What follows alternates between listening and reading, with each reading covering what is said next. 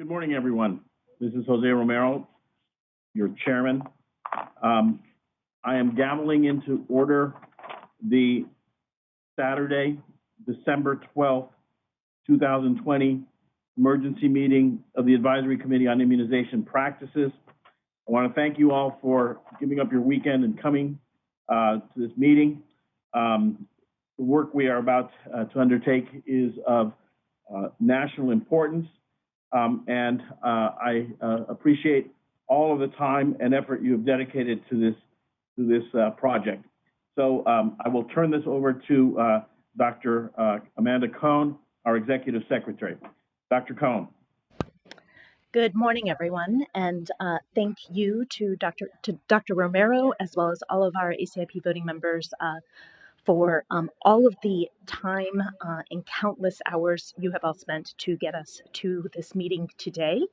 And especially thank you to the FDA for the huge lift that they have done over the last several days to authorize the Pfizer COVID-19 vaccine last night.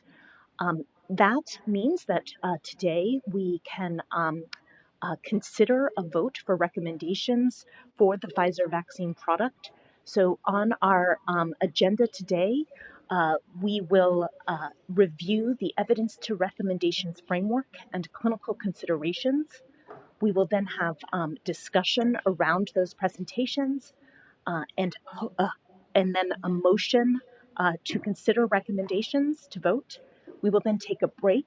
We will return for an hour public comment period, and then we will come back for the vote. For everyone's awareness, we will need to vote today both on the Pfizer recommendations. In addition, we will be voting on amendments to the 2021 childhood and adolescent and adult immunization schedules. These schedules were both voted to be approved in October of 2020. We will be considering adding the language that was voted on and approved around COVID vaccination to the immunization schedules for 2021. Finally, I want to welcome all of you liaison members and ex officios, as well as all of you watching the program on the live web stream. I want to assure you that we are getting slides up and available to all of you as quickly as we possibly can. I know we've received several texts and emails this morning, and it is easier for us to continue with our work and get the slides up there than to respond to some of these. But it is the same share file link that was sent out to members and ex officios and liaisons as yesterday. There are two folders, one for Friday presentations and one for Saturday presentations. The slides may not quite be available up on the website, but we are getting them up there as fast as we can as well. And those will be available for the public on our main ACIP website page at www.cdc.gov/vaccines/ACIP. Dr. Romero, I would like for us to quickly introduce and take roll call for just the voting members this morning. And at the same time, I would like for the voting members to indicate their conflict of interest. The persons who have participated, either they or their institutions, who have participated in any of the COVID-19 vaccine clinical trials will be recusing themselves from the vote today for the product-specific recommendations. They will be able to vote on the amendments to the childhood and adolescent and adult immunization schedules.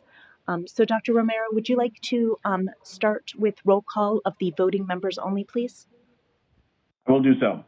So as indicated by Dr. Cohn, please state your institution and any conflicts of interest. I will begin. Jose Romero, Secretary of Health for the State of Arkansas, Professor of Pediatrics and Infectious Diseases at the University of Arkansas for Medical Sciences. Dr. Atmar. Thank you, Dr. Romero. Robert Atmar, Professor of Medicine, Baylor College of Medicine. I have a conflict in that I participated in some of the NIH-supported COVID-19 vaccine trials. Over. Thank you.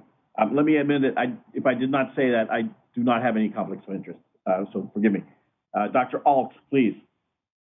Kevin Alt, Professor of Obstetrics and Gynecology at the University of Kansas Medical Center in Kansas City, Kansas. I have no conflicts. Thank you and good morning. Dr. Bata, Ms. Bata. Good morning. Lynn Bata, public health nurse, immunization clinical consultant at the Minnesota Department of Health. Any conflicts, Ms. Bata? Sorry, no conflicts. Thank you. Dr. Bell. Beth Bell, clinical professor in the Department of Global Health at the University of Washington. No conflicts. Good morning and welcome. Dr. Bernstein. Good morning. This is Hank Bernstein, professor of pediatrics at Zucker School of Medicine at Hofstra Northwell. I have no conflicts. Good morning. Dr. Frey. Sharon Frey, professor, thank you. Sharon Frey, professor of internal medicine at St. Louis University, St. Louis, Missouri.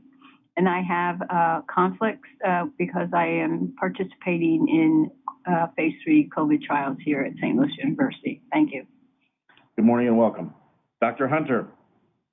Paul Hunter, Associate Professor of Family Medicine and Community Health at the University of Wisconsin in Madison. I have grant funding from Pfizer for a small quality improvement project on pneumococcal conjugate vaccine. Thanks. Thank you and good morning. Dr. Lee. Grace Lee, Associate Chief Medical Officer at Stanford Children's Health, Professor of Pediatrics, Stanford University School of Medicine, and I have no conflicts. Ms. McNally. Good morning, Veronica McNally, President of the Frey Strong Foundation, based in Michigan, and I have no conflicts. Thank you and good morning. Dr. Paling. Good morning. This is Dr. Kathy Paling. I'm a professor of pediatrics and epidemiology and prevention at Wake Forest School of Medicine. I have no conflicts. Good morning and thank you. Dr. Sanchez. Thank you, Jose. This is Pablo Sanchez. I'm Professor of Pediatrics in the Division of Neonatology and Pediatric Infectious Diseases at the Nationwide Children's Hospital, The Ohio State University in Columbus. Thank you. No conflicts. Thank you and good morning. Dr. Szilagyi. Hi, Peter Szilagyi. I am Professor and Executive Vice Chair of the Department of Pediatrics at UCLA, and I have no conflicts. Thank you. Good morning, thank you. Dr. Talbot. Good morning, I'm Kip Talbot. I'm an Associate Professor in Infectious Diseases at Vanderbilt University, and I have no conflicts. Thank you. So all members are present, 3 with conflicts, Dr. Atmar, Dr. Frey, and Dr. Hunter. Dr. Romero, so we'll begin with the first topic. Coronavirus disease 2019 vaccines with an introduction by Dr. Beth Bell. Dr. Bell, please. Well, thank you. Could I have the slides, please? Oh, crap. Thank you. Next, please.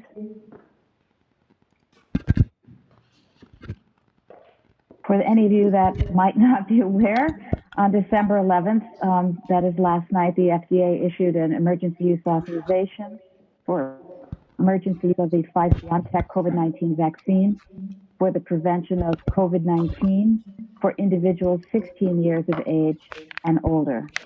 Next, please. At our emergency meeting yesterday, we heard from the Pfizer-BioNTech people about their clinical development. We had a presentation about the grade analysis for the Pfizer-BioNTech COVID-19 vaccine.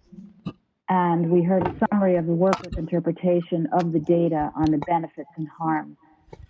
Today, we will be reviewing the evidence to recommendation framework for the Pfizer-BioNTech COVID-19 vaccine. We will be talking about the clinical considerations for use of the vaccine. There will be a public comment period, and then there will be votes.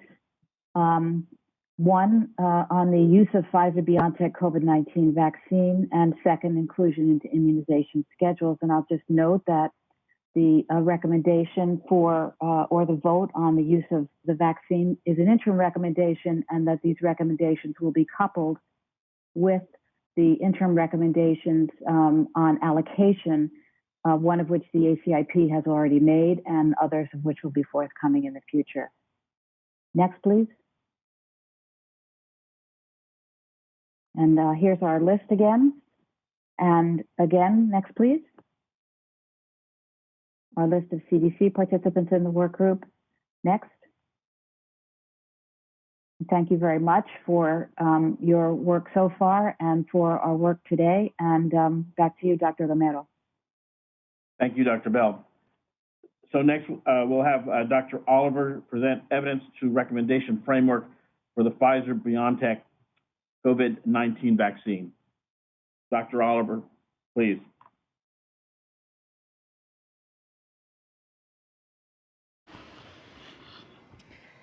Thank you.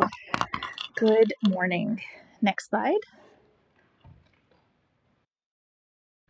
Next slide.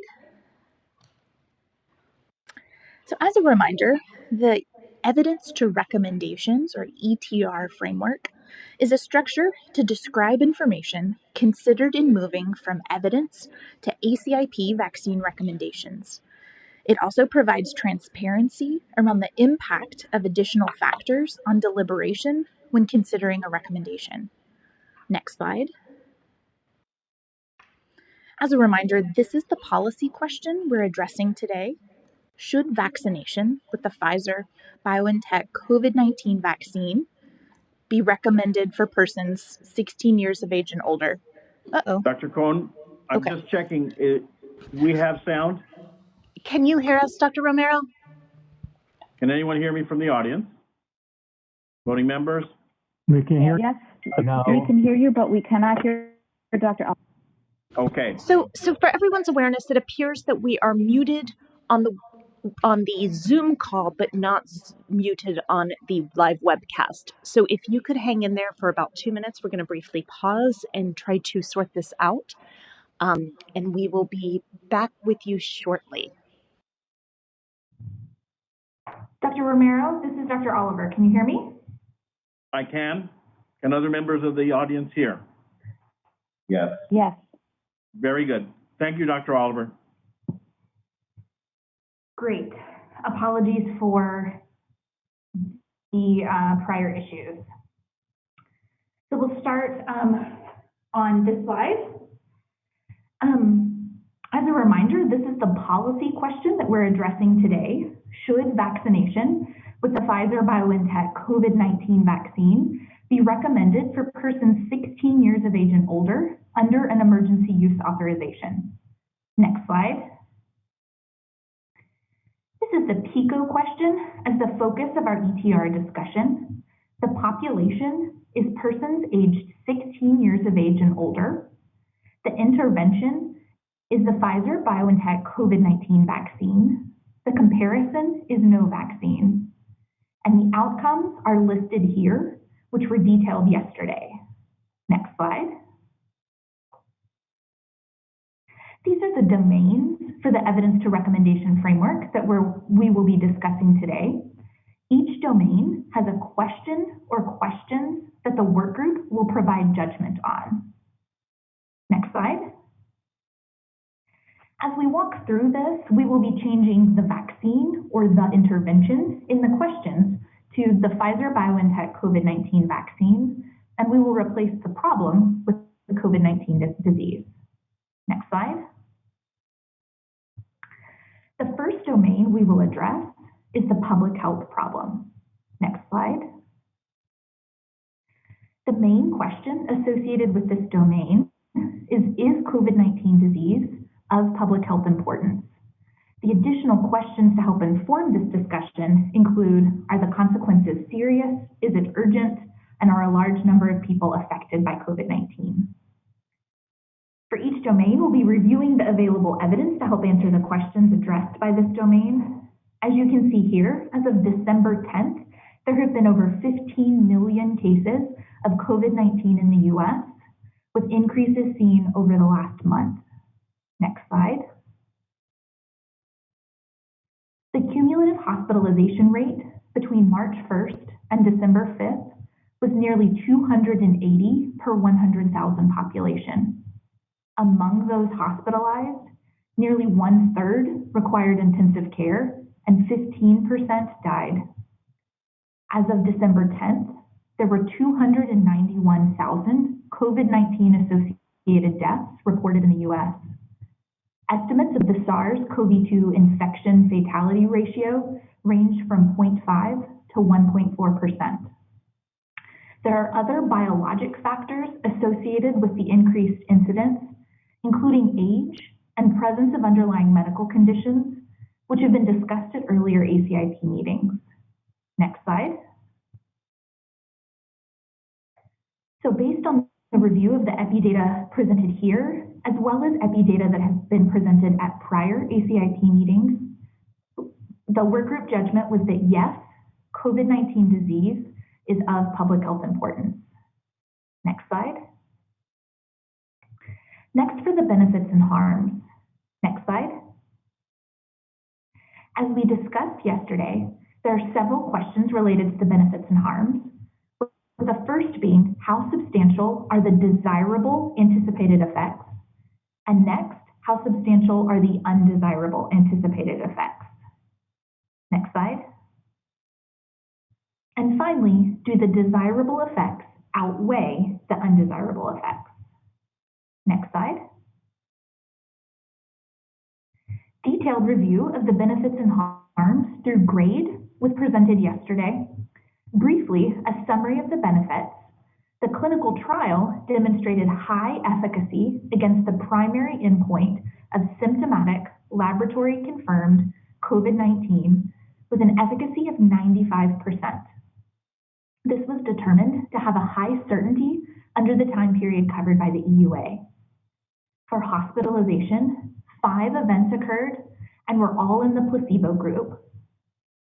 Given low numbers and the short time of follow-up, there was relatively low certainty in the estimate.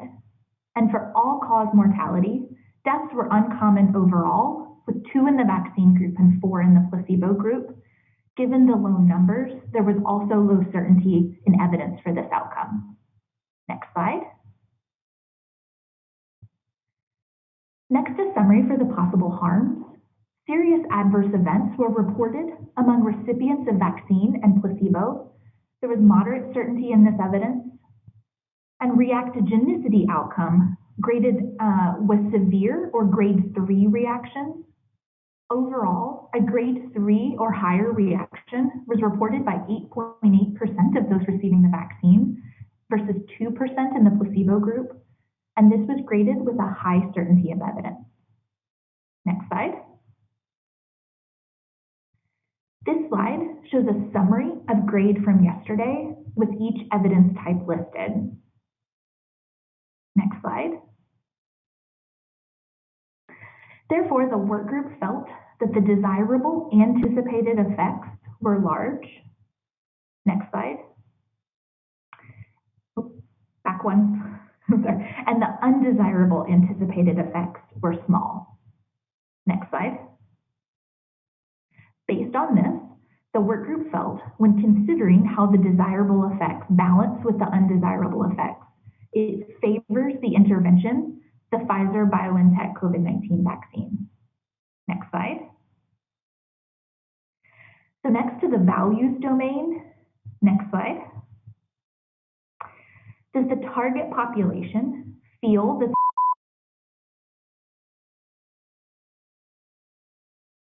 specifically evaluating how the target populations view the balance of the desirable versus undesirable effects? The second question for the values domain is here. Is there important uncertainty about or variability in how much people value the main outcomes? Next slide. For this domain, we conducted a review of the scientific literature, focusing on vaccine intent, confidence, and attitude, with the search terms listed here. The search was updated through December 10th. Next slide. The overall acceptability of a COVID-19 vaccine was moderate, the proportion intending to receive the vaccine ranged from 40 to 80%. Nearly all of these surveys were performed prior to news for any specific vaccine. However, recent surveys conducted had preliminary results from the Pfizer vaccine and showed a large proportion that believed the vaccine would be safe and effective, and that 70% would receive the vaccine if proven safe and effective by public health officials. Vaccine intentions varied over time, by population, and by vaccine characteristics. Acceptance was lowest among Black respondents and highest among Asian respondents. Acceptance was greater with higher socioeconomic status, history of a prior flu vaccine, or a higher COVID risk perception, with a higher VE presumed, and a strong healthcare provider recommendation. Next slide. This slide combines data from 31 surveys showing the proportion reporting positive vaccine intentions by month of data collection, with the bubbles proportional to the survey sample size. Vaccine intent declined since initial surveys in the spring. However, surveys conducted recently have rebounded slightly. 2 studies conducted in the past several weeks since reports of vaccine efficacy reported higher intent. Next slide. This chart shows 6 surveys that provided COVID-19 vaccine acceptance by race and ethnicity. Vaccine acceptance was lowest among Black respondents. Some surveys showed a lower acceptance in Hispanic respondents compared to white respondents, and Asian respondents reported the highest acceptability. Next slide. Broadly across national surveys, many adults reported intention to receive a COVID-19 vaccine with a desire to protect themselves and their community and return to normal. Concerns were raised around side effects, an unknown vaccine efficacy, and the speed of the process. Intentions varied substantially by race or ethnicity and by socioeconomic status. Limitations for these surveys include that many were conducted prior to an available vaccine or any specific data about the Pfizer-BioNTech COVID-19 vaccine. Also, convenient samples for surveys or focus groups may not be representative of the U.S. population. Next slide. So the workgroup interpretation for the first question, does the target population feel the desirable effects are large relative to the undesirable effects? The workgroup felt that the answer was probably yes. And the workgroup noted that the target population values the vaccine vary by population and over time. Next slide. So not surprisingly then, when asked if there was uncertainty about or variability in how much people value the vaccine, the workgroup felt that there was probably important uncertainty or variability. Next slide. Moving to acceptability. Next slide. The main question for this domain is the Pfizer-BioNTech COVID-19 vaccine acceptable to key stakeholders, with other questions asking if there are key stakeholders that would not accept the distribution of benefits and harms overall and in the short term. Next slide. For this domain, we conducted a review of the scientific literature, preliminary findings from CDC evaluations of COVID-19 vaccine attitudes, including a survey with state health officers, focus groups with nurses, and online surveys looking at healthcare providers. We looked at broader stakeholders, including professional societies and workers' unions, and we looked at stakeholder opinions regarding programmatic, financial, and ethical aspects. Next slide. There are no published provider knowledge, attitudes, and practices surveys. State health officers voiced concerns with vaccine hesitancy, safety, and communications. Focus groups with nurses demonstrated that most supported prioritizing nurses. Some were reluctant to get vaccinated, especially nurses belonging to racial or ethnic minorities. Another vaccine intent survey among healthcare personnel showed 63% reported that they would get a vaccine once available. Information from the nurses survey also demonstrate moderate acceptability, where 63% were confident the vaccine would be safe and effective, but only 57% were comfortable discussing COVID vaccines with patients. Next slide. Overall, all jurisdictions have submitted vaccine implementation plans, demonstrating at least some level of acceptance with the vaccine. Large and small pharmacy chains are participating in a COVID-19 vaccine program. And while state health officers had concerns around hesitancy, safety, and communications, and nurses report a low percent to receive vaccine, many were willing to be involved in the program. Next slide. The work group overall felt that the Pfizer-BioNTech COVID-19 vaccine was probably acceptable to key stakeholders. Next slide. Moving to feasibility. Next slide. The question associated with this domain is the Pfizer-BioNTech COVID-19 vaccine feasible to implement? Next slide. The work group discussed several barriers to implementation, including financial barriers, complexity of the recommendations, and vaccine storage and handling requirements. Next slide. For financial barriers, as has been discussed earlier, COVID vaccines will be provided free of charge. However, health systems or health departments could incur the cost for vaccine implementation and clinics. Next slide. Next, for the complexity of recommendations. Please refer to the FDA-issued instructions regarding storage, handling, and preparation for the vaccine, but there are several steps in the process overall. Next slide. Population access to healthcare or vaccine providers could be limited in rural or other hard-to-reach areas. The ultra-cold storage requirements will limit the range of healthcare providers stocking the vaccine. The minimum size of orders, currently at 975 doses, could limit providers who have access to the vaccine. And the requirements for a 2-dose series could impact feasibility in some populations. Next slide.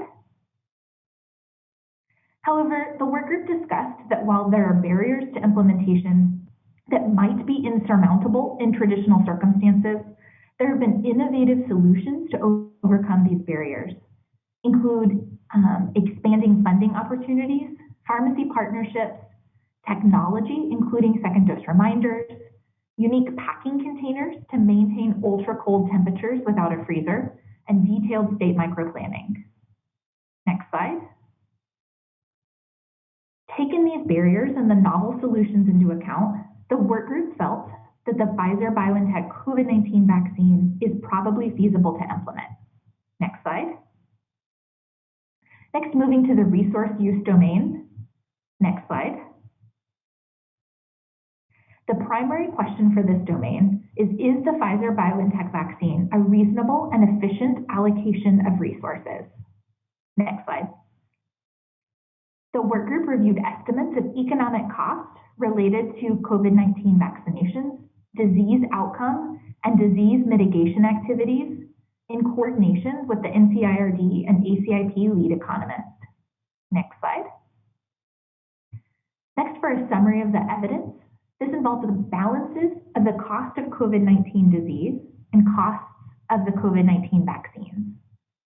For cost of the disease, it was estimated that if 20% of the US population is infected with COVID, the direct medical costs could be $163 billion. Health-related cost of COVID vaccines, including premature death, COVID disease, including premature death, long-term health impairment, and mental health impairment, have been estimated at $8.5 trillion. Next slide. For costs associated with the COVID-19 vaccines, the U.S. government has committed to at least $10 billion to Operation Warp Speed for the provision of vaccines. In addition, vaccine doses purchased with U.S. taxpayer dollars will be given to the American people at no cost. Next slide. So for the work group interpretation, there are no published cost-effective analyses currently available. The precise cost-effective analysis and economic impact of vaccination depend on a number of factors that are currently unknown, including the duration of vaccine protection, vaccination coverage levels, and implementation costs associated with a large vaccination program. The work group concluded that cost effectiveness may not be a primary driver for decision-making during a pandemic, and for a vaccine used under an EUA. However, this will need to be reassessed for future recommendations. At this time, the difference by individual vaccine is minimal relative to the overall scale of the pandemic. Next slide. Based on these discussions, the work group felt that yes, the Pfizer-BioNTech COVID-19 vaccine is a reasonable and allocation efficient of resources. Next slide. Finally, we'll discuss the new equity domain. Next slide. The question for this domain is, what would be the impact of the Pfizer-BioNTech COVID-19 vaccine on health equity? With additional questions including, are there groups or settings that might be disadvantaged in relation to COVID-19 disease burden? Next slide. For a review of available evidence on equity, we worked to identify groups that might be disadvantaged in relation to COVID-19 disease burden or receipt of the COVID-19 vaccine. This work was done building upon other work that has been done in this area using a Progress Plus system. Progress Plus is an acronym to identify factors associated with unfair differences in disease burden, such as place of residence, race or ethnicity, occupation, gender or sex, religion, education, socioeconomic status, social capital, disability, or other. A review of the scientific and grade literature was conducted, in addition to reviewing CDC COVID-19 response data and resources. Next slide. Data on several specific populations were used to inform this discussion. To identify groups which might be unfairly disadvantaged in relation to COVID-19 disease burden or receipt of the Pfizer-BioNTech COVID-19 vaccine. First, populations from racial and ethnic minorities, populations living in poverty or with high social vulnerability, essential workers, residents in congregate settings such as long-term care facilities, prisons, homeless shelters, and group homes, people with substance abuse disorders, or gender and sexual minorities. Next slide. There are also specific characteristics for the Pfizer-BioNTech COVID-19 vaccine that could impact health equity. First, specifically regarding cold chain storage, handling, and administration requirements. The requirement for storage at -80 will likely limit the number and types of facilities that can receive and use the vaccine. This could limit equitable distribution. The vaccine is primarily accessed at large health centers or central distribution sites rather than local community settings. The need for a 2-dose series could lead to challenges in equity as well. Follow-up will be challenging for some disadvantaged groups, including those who are homeless, live in rural locations, or have limited or no access to healthcare. Next slide. It will be important to take advantage of opportunities to increase equitable access to the Pfizer-BioNTech COVID-19 vaccine.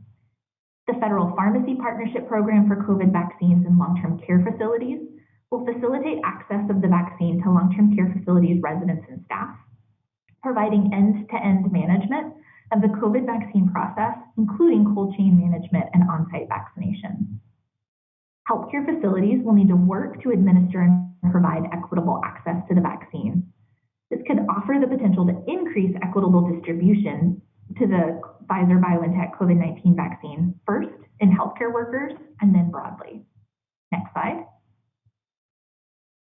There were several additional considerations on equity discussed by the work group. Although COVID-19 vaccines will be provided at no cost, personal investment in time and travel to obtain the vaccine may be a barrier for some groups. Equity and vaccination programs are closely linked, and the work group emphasized that federal, state, and local jurisdictions will require adequate resources to get COVID-19 vaccines to the most affected communities and ensure equitable access. Successful implementation of the COVID-19 vaccination program and confidence in COVID-19 vaccines are pivotal to reducing existing health equities related to COVID-19. Next slide. The work group had additional questions regarding considerations that should be made when implementing the Pfizer-BioNTech COVID-19 vaccine program to ensure inequities are reduced, including identifying groups disproportionately affected by COVID or who face health inequities, undertaking focused outreach, identifying barriers to vaccination, and conducting active follow-up. Next slide. There was a quote that resonated with the work group that I had shared previously and will share again, emphasizing that successful implementation of the COVID-19 vaccine programs are pivotal to reducing health inequities, that increasing the availability of an effective intervention within a country or region is not necessarily enough to reduce inequities. The intervention has to be accessible, acceptable, effective in, and used by the most disadvantaged groups within that population to be truly effective at reducing inequities in health. Next slide. Therefore, the work group interpretation was that the impact of the Pfizer-BioNTech COVID-19 vaccine would probably be reduced in health equity, given many of the barriers related to the vaccine. Next slide. In summary, next slide. These are each of the domains for the evidence to recommendation framework, the questions, and the work group judgments. Next slide. The work group then discussed the balance of consequences overall related to the evidence of the PICO question, the policy question, and the evidence that has been presented.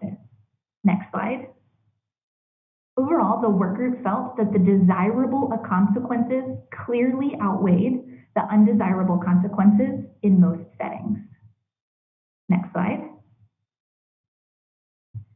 Therefore, the work group discussed the type of recommendation proposed to ACIP to consider. The three options are listed here. Do not recommend the intervention, recommend the intervention for individuals based on shared clinical decision-making, or recommending the intervention. Next slide. The work group conclusion and proposition to ACIP is that they recommend the intervention of the Pfizer-BioNTech COVID-19 vaccine. Next slide. Thank you, and I'll take questions. Thank you again for another excellent presentation, Dr. Oliver. We will open this up for comments and questions from the voting members initially, and then we'll move on to other groups. So any comments or questions? Dr. Szilagyi, please. Yes, thank you very much, Dr. Oliver, as always, for an incredibly clear presentation. Just a couple of comments regarding this is all about implementation, and I completely agree with the work group's recommendation.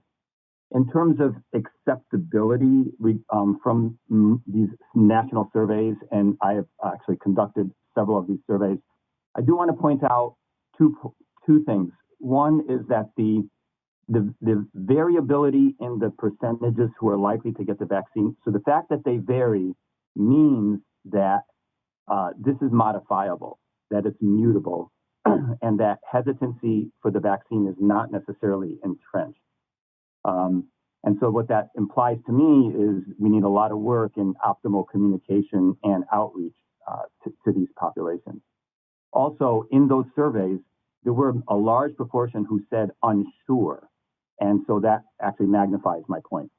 The second point about feasibility, I do want to point out, I know the vaccine will be available for free. There has been concern, and we raised this yesterday on MacPac, that there is a very small proportion of adults who are covered by Medicaid who are in this optional Medicaid, optional benefits component. If once the public health emergency ends, they may not be fully covered by the vaccine. And so maybe worth just looking into that small population.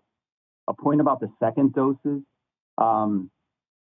studies of reminder recall have shown that they're actually pretty effective for second doses because people who've gotten the first dose are not hesitant. So that really magnifies the importance of registries and reminder recall. A very quick point about costs. The $8.5 trillion that was mentioned in the total cost was health-related costs, so that if we include indirect costs, it's magnified exponentially.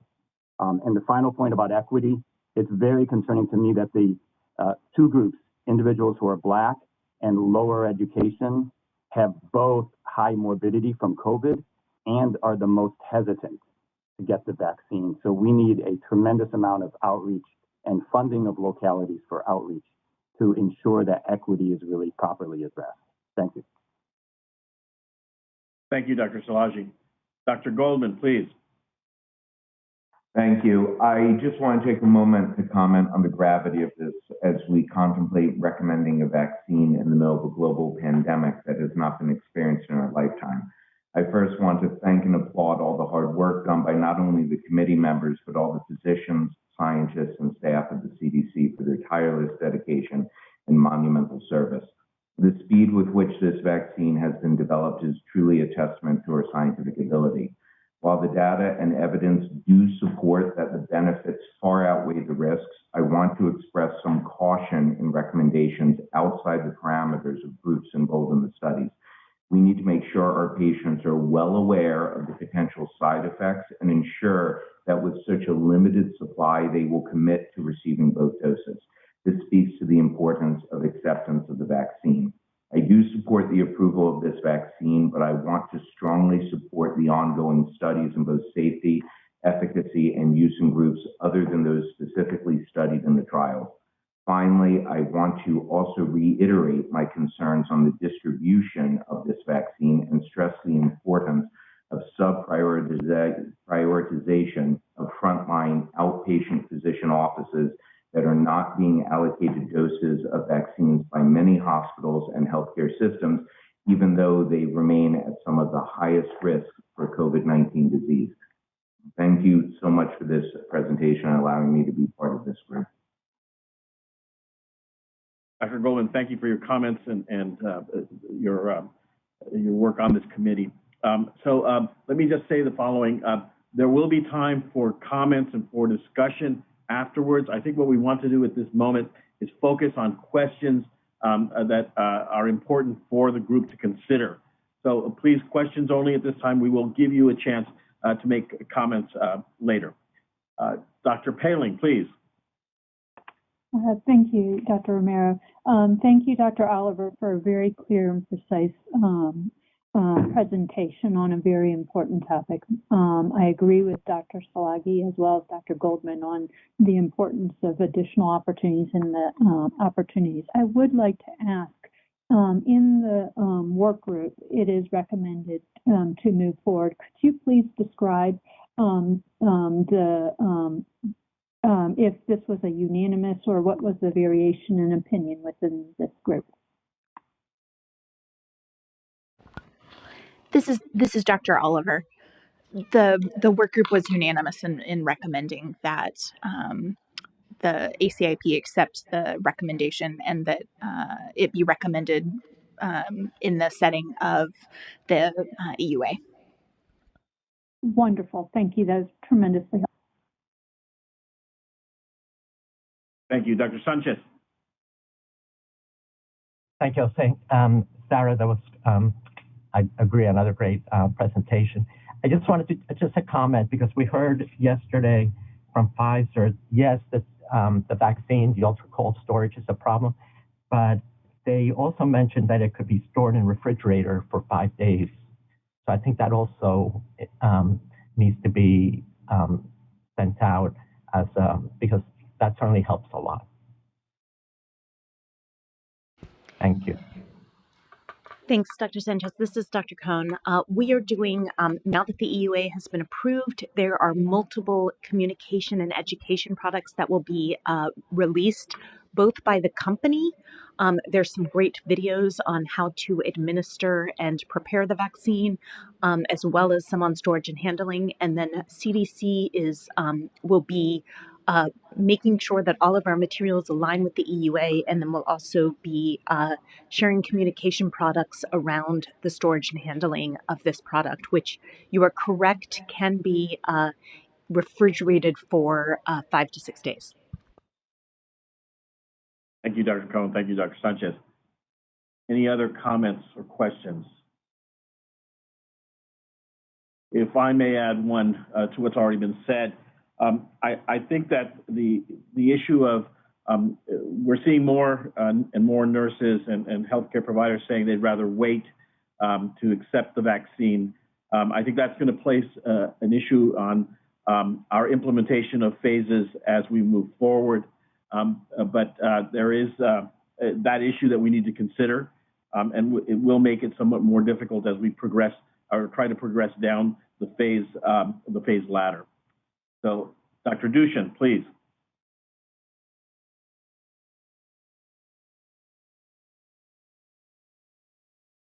Dr. Dushan, we're not hearing you.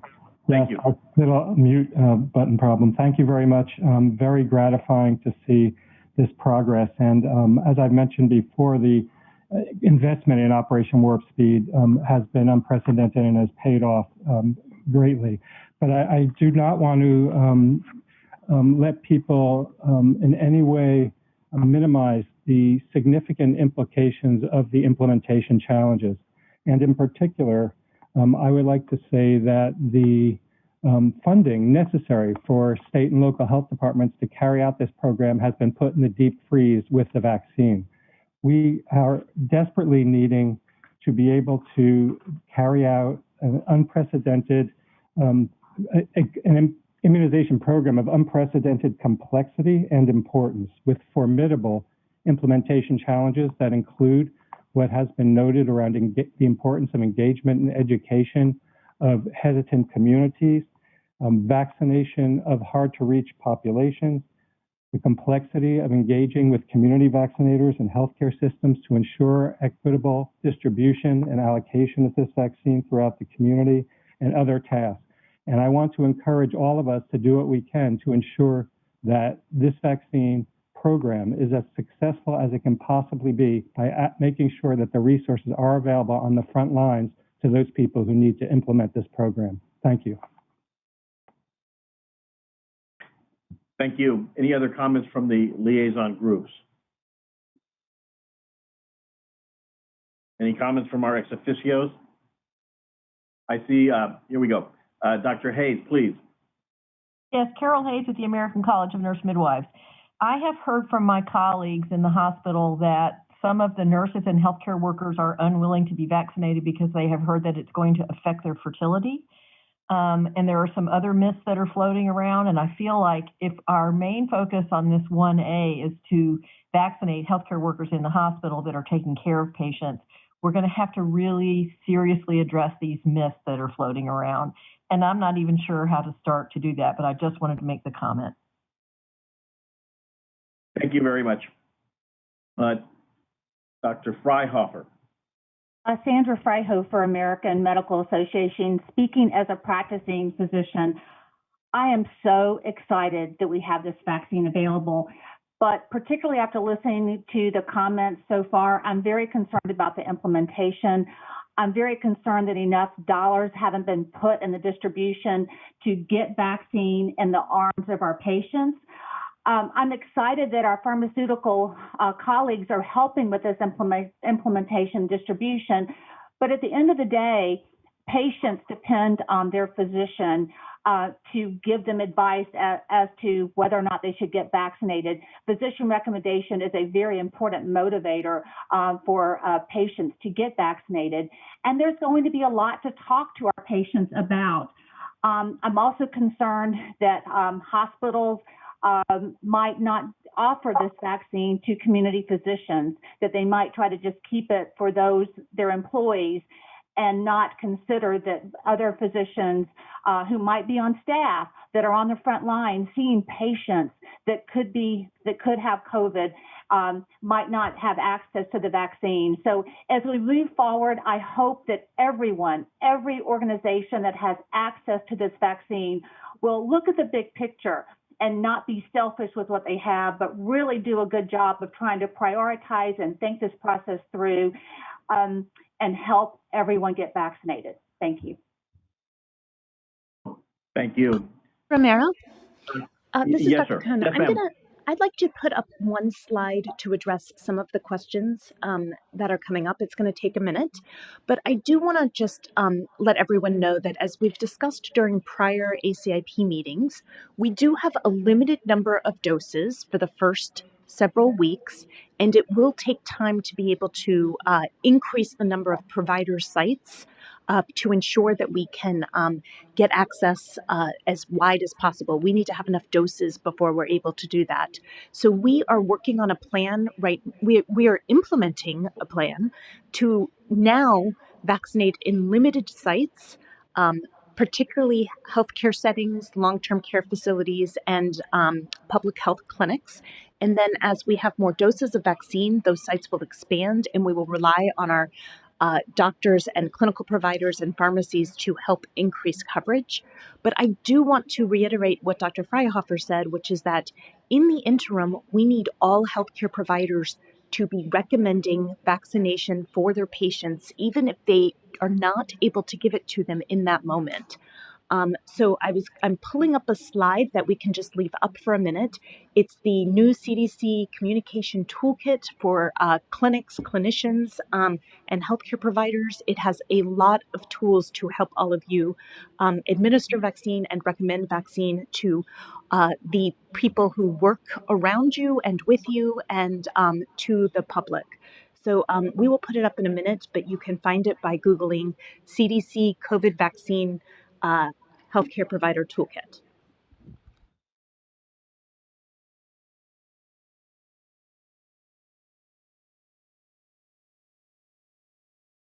While we're waiting for that to come up, Dr. Stitchfield, would you like to make a comment? Yes, Patsy Stitchfield from NAP. I would like to direct my comment directly to the nursing considerations as we move into this important vaccination phase of this historic endeavor. As nurses being the largest role in that category 1A, I was the first nurse voting member of ACIP back in 04 to 08 and a liaison member since then. So I have 16 years with ACIP.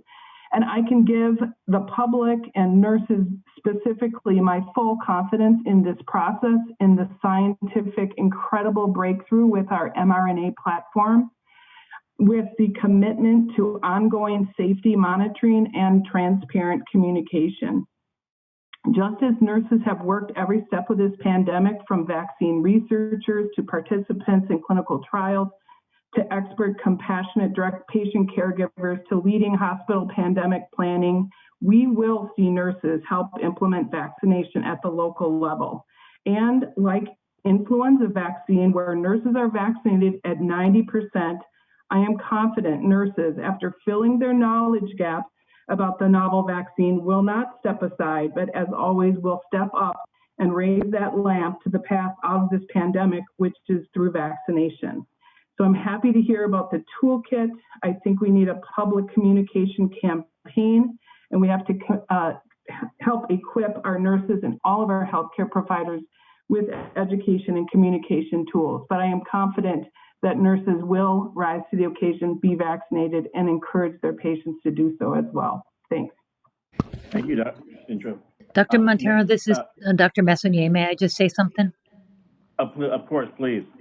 I just, Ms. Stitchfield and all of the community that is speaking, I just want to know how much we value and appreciate your advocacy and how much we are dependent on it for the smooth rollout of this vaccine, as well as on the state and local health departments. Some of the questions that you all are bringing up, or your comments, are incredibly important. We think that the next couple talks where we really move to talk around clinical considerations might provide more context on that. So far, it doesn't seem like anybody actually has any specific questions around the ETR framework, but if we could just ask if there are any specific questions or clarifications around that, and perhaps if we go on to the next couple talks, it'll address some of the concerns that are coming up in these other comments. Over.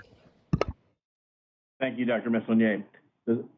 So let me turn to who is on the waiting list. So those of you who wish to ask questions, then we'll save our comments for later. Dr. Weisser. non-comment till later. Thank you very much. Dr. Lee. One clarification for the ETR framework, and it's with regard to implementation. So I understand our charter says that we are responsible for recommendations of use of the vaccine in the U.S. civilian population. I just want to confirm that this will also address vaccination in those who are not citizens or who may be undocumented in our implementation efforts in terms of coverage, access, and minimizing or eliminating costs of the vaccine.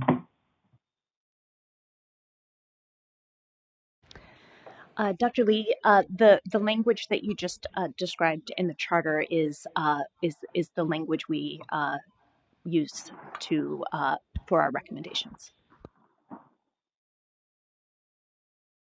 Thank you for those comments. Thank you for the clarification, Dr. Cohn. The slide before you then, these are the slides that you were talking about, Dr. Cohn? Yes, apologies for the delay.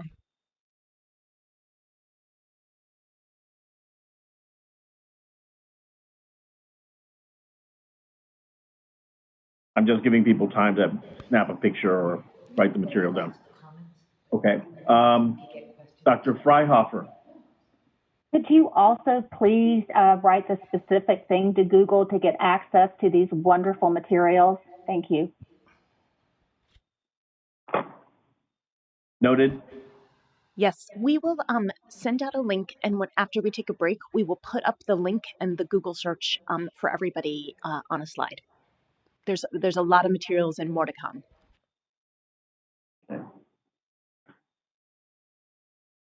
One more call for questions or comments specific to the presentation.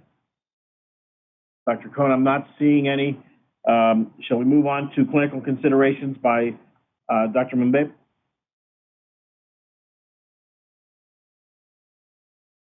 Okay.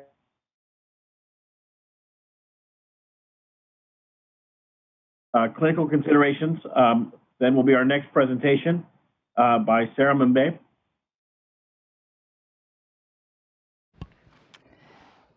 Good afternoon, everyone. Today I will be reviewing clinical considerations for the use of Pfizer-BioNTech COVID-19 vaccine in the United States.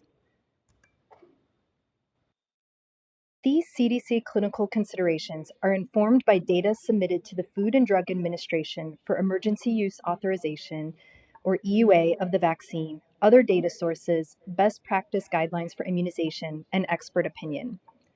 These considerations may be updated as further information becomes available. In addition to these considerations, the EUA conditions of use and storage, handling, and administration procedures described in the package insert should be referenced when using the Pfizer-BioNTech COVID-19 vaccine. Next slide. First, I'll start with vaccine administration. The Pfizer-BioNTech COVID-19 vaccine series consists of 2 doses administered intramuscularly 3 weeks apart. Administration of the second dose within a 4-day grace period, i.e. between day 17 and 21, is considered valid, consistent with guidance for other vaccines. If more than 21 days have elapsed since the first dose, the second dose should be given at the earliest opportunity. However, the series does not need to be repeated. Both doses are necessary for protection. Efficacy of a single dose has not been systematically evaluated. Next slide.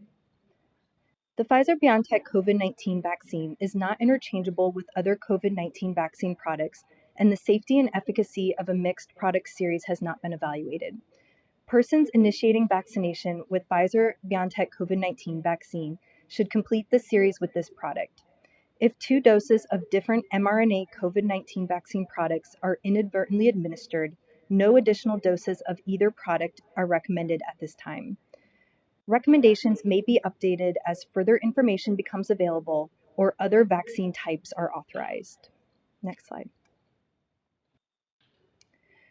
Given the lack of data on the safety and efficacy of Pfizer-BioNTech COVID-19 vaccine administered simultaneously with other vaccines, Pfizer-BioNTech COVID-19 vaccine should be administered alone with a minimum interval of 14 days before or after administration with any other vaccines. If the Pfizer-BioNTech vaccine is inadvertently administered within 14 days of another vaccine, doses do not need to be repeated for either vaccine. Next slide. Next, I will review the considerations for vaccination of persons with a prior SARS-CoV-2 infection or exposure. Next slide. Data from clinical trials suggest that Pfizer-BioNTech COVID-19 vaccine is safe and likely efficacious in persons with evidence of a prior SARS-CoV-2 infection. Vaccination should be offered to persons regardless of history of prior symptomatic or asymptomatic SARS-CoV-2 infection. Viral or serologic testing to assess for acute or prior infection, respectively, is not recommended for the purpose of vaccine decision-making. Vaccination of persons with known current SARS-CoV-2 infection should be deferred until the person has recovered from the acute illness if the person had symptoms. Next slide. Should be deferred until the person has recovered from the acute illness if the person had symptoms and criteria have been met for them to discontinue isolation. While there is otherwise no recommended minimum interval between infection and vaccination, current evidence suggests that reinfection is uncommon in the 90 days after initial infection. Thus, persons with documented acute SARS-CoV-2 infection in the preceding 90 days may delay vaccination until near the end of this period if desired. Next slide. Currently, there are no data on the safety and efficacy of Pfizer-BioNTech COVID-19 vaccination in persons who received monoclonal antibodies or convalescent plasma as part of COVID-19 treatment. Based on the estimated half-life of such therapies, as well as evidence suggesting that reinfection is uncommon in the 90 days after initial infection, vaccination should be deferred for at least 90 days as a precautionary measure until additional information becomes available to avoid interference of the treatment with vaccine-induced immune responses. Next slide. Persons in the community or outpatient setting who have had a known COVID-19 exposure should not seek vaccination until their quarantine period has ended to avoid potentially exposing healthcare personnel and other persons to SARS-CoV-2 during the vaccination visit.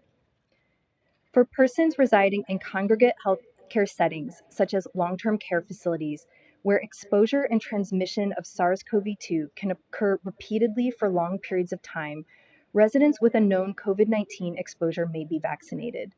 In these settings, healthcare personnel are already in contact with residents, for example, by entering patient rooms for evaluation and treatment, and should employ appropriate infection prevention and control procedures. Thus, administering COVID-19 vaccines should not result in additional exposures.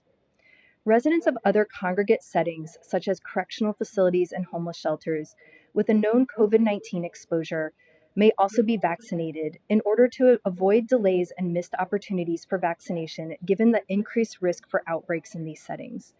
However, where feasible, precautions should be taken to limit mixing of these individuals with other residents or staff, except those essential for the provision of vaccination services, who should employ appropriate infection and control procedures. Next slide. Next, I'll review vaccination of special populations. Pfizer-BioNTech COVID-19 vaccine may be administered to persons with underlying medical conditions who have no contraindications to vaccination.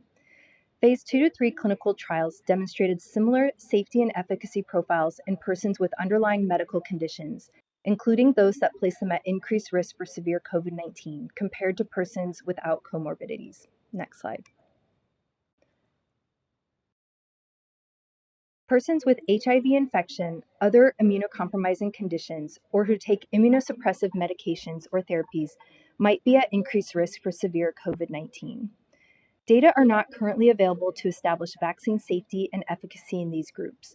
However, these individuals may still receive COVID-19 vaccination if they have no contraindications to vaccination, but should be counseled about the unknown vaccine safety profile and effectiveness in immunocompromised populations, as well as the potential for reduced immune responses and the need to continue to follow all current guidance to protect themselves against COVID-19.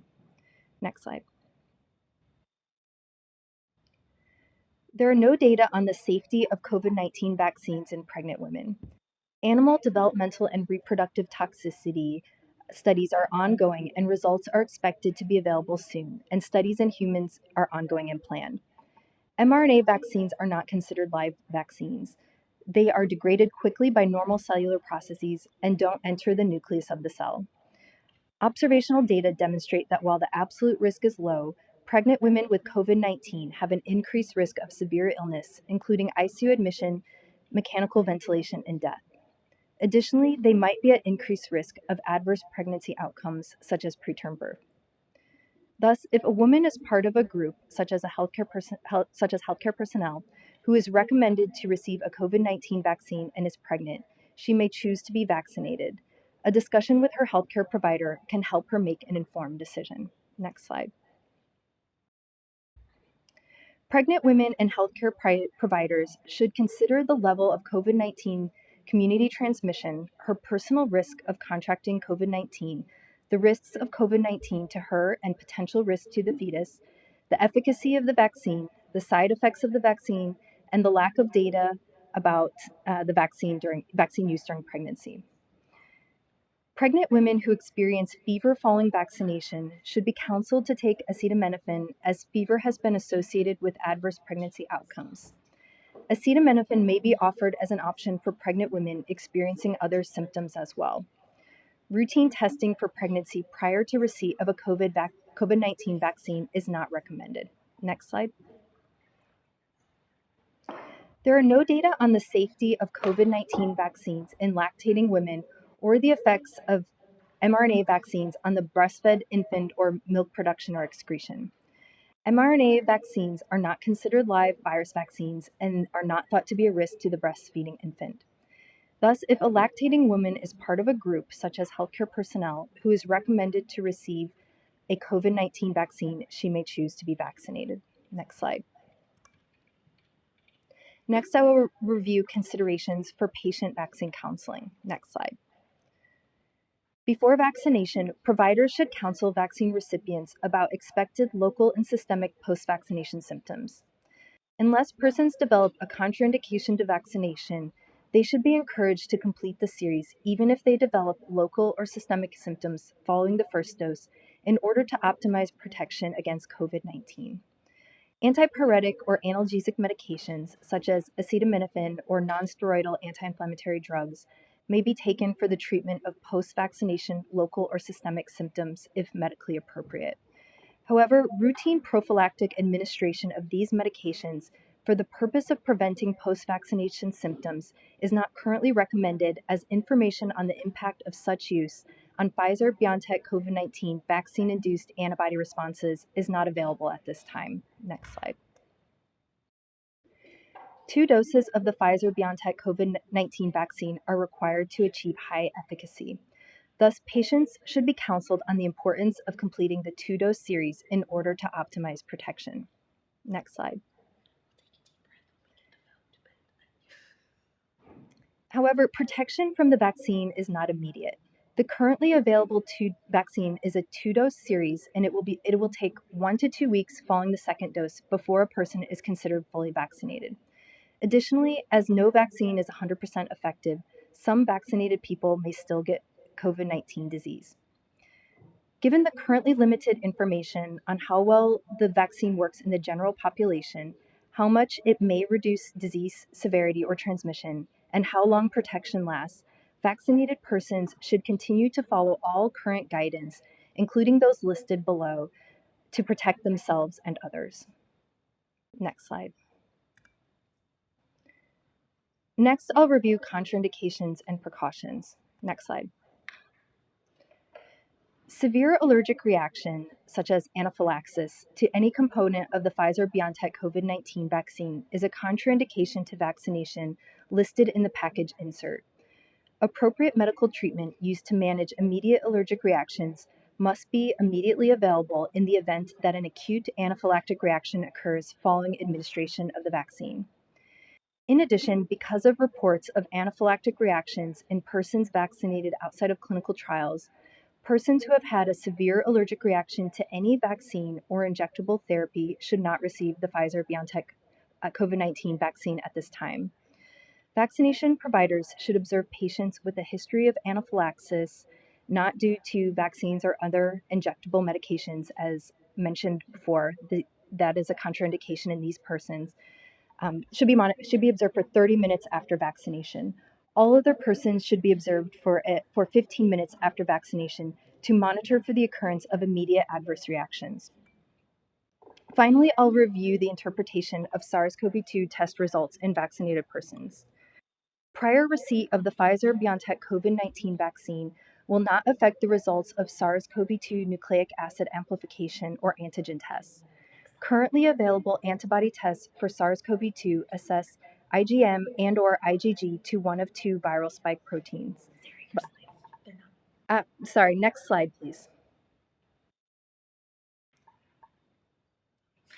Apologies for that.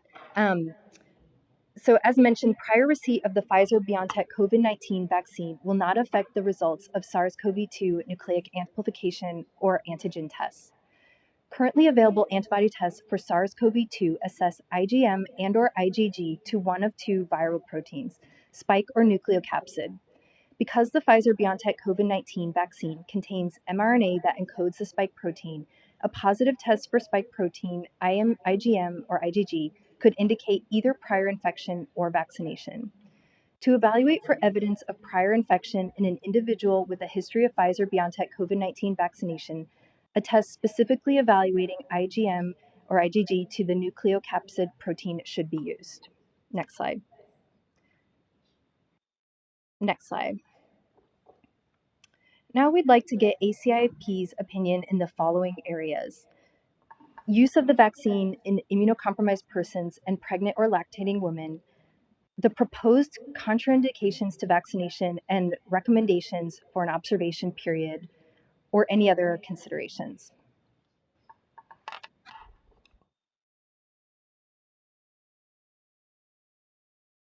Sorry, I was having trouble getting off mute. This is open for discussion. Let me begin with the following question and splitting one of the statements a little finer with regard to contraindications. So if you go back to the slide on contraindications regarding allergic reactions to vaccines, can we do that?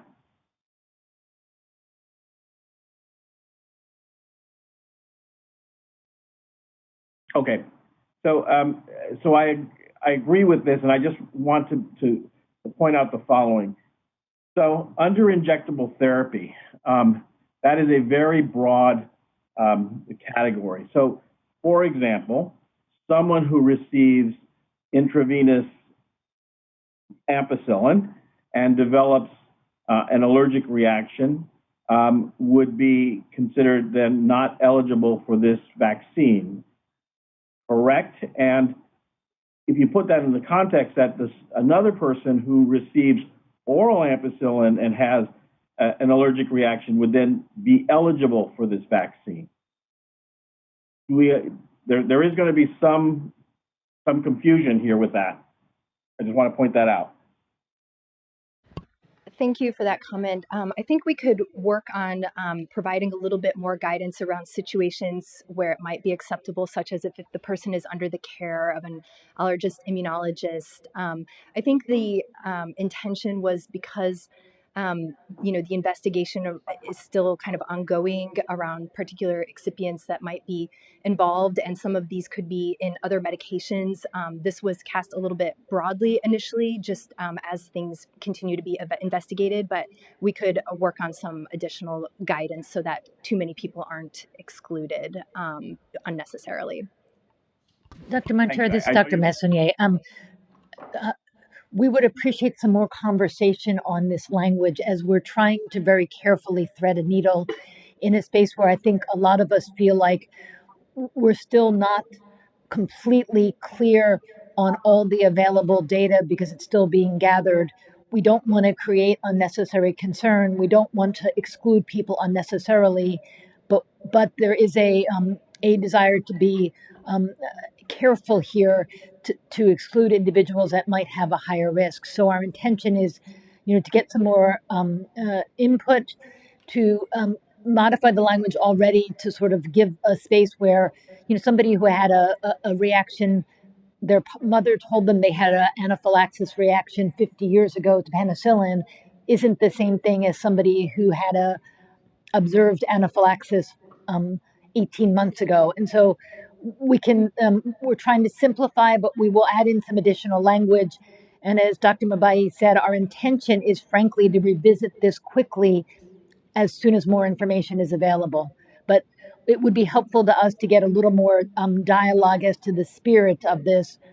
We will work on the wordsmithing over. Thank you very much. Dr. Alt, please.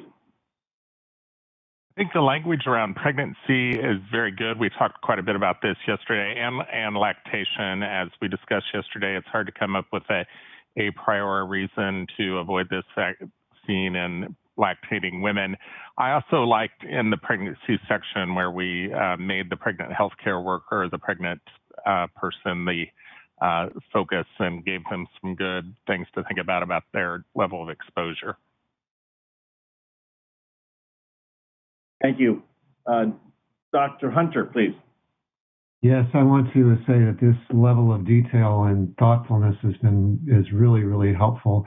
There's one particular thing I'm interested in, which would be very helpful on an implementation level. Did I hear correctly that if a second mRNA vaccine is given and it's not the same as the first one, that then the series is considered complete? Thanks for that question. So at this time, that is correct. I should say at this time, we are not recommending any additional doses if a mixed series of mRNA vaccines are given. I think that is something that we'll continue to evaluate over time as more information becomes available, as well as vaccine supply becomes sufficient to ensure that we have adequate supply. So I think that that's something that we'll continue to revisit. But for now, yes, we are not. For any deviations from the schedule at this point, we aren't recommending additional doses. Hi, this is Dr. Dueling.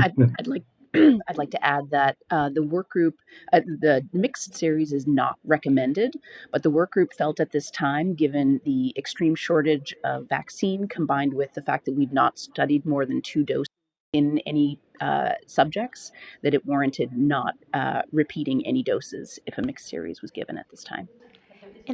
And this is Dr. Cohn. I will comment that this makes sense from my level of understanding of immunology and mRNA technology, which is limited as a practicing family physician and local health department, public health consultant. But if others agree that that's, I assume on the work group agree that that's fine to do, that is extremely helpful from an implementation point of view. So thanks much. Thank you. Dr. Cohn, you wanted to say something? I was just going to add that we anticipate, especially early, that this will happen as rarely, very rarely, given the large number of different ways we have in place to ensure that an individual knows the first product they received, and the healthcare provider will know what the individual received the first time, given all of the immunization registry and other data things that have been put into place. So it is not recommended, but when it rarely happens, you would not be recommended to restart the series. Thank you very much. Dr. Goldman. Thank you. I have 2 questions to clarify around administration, if you could.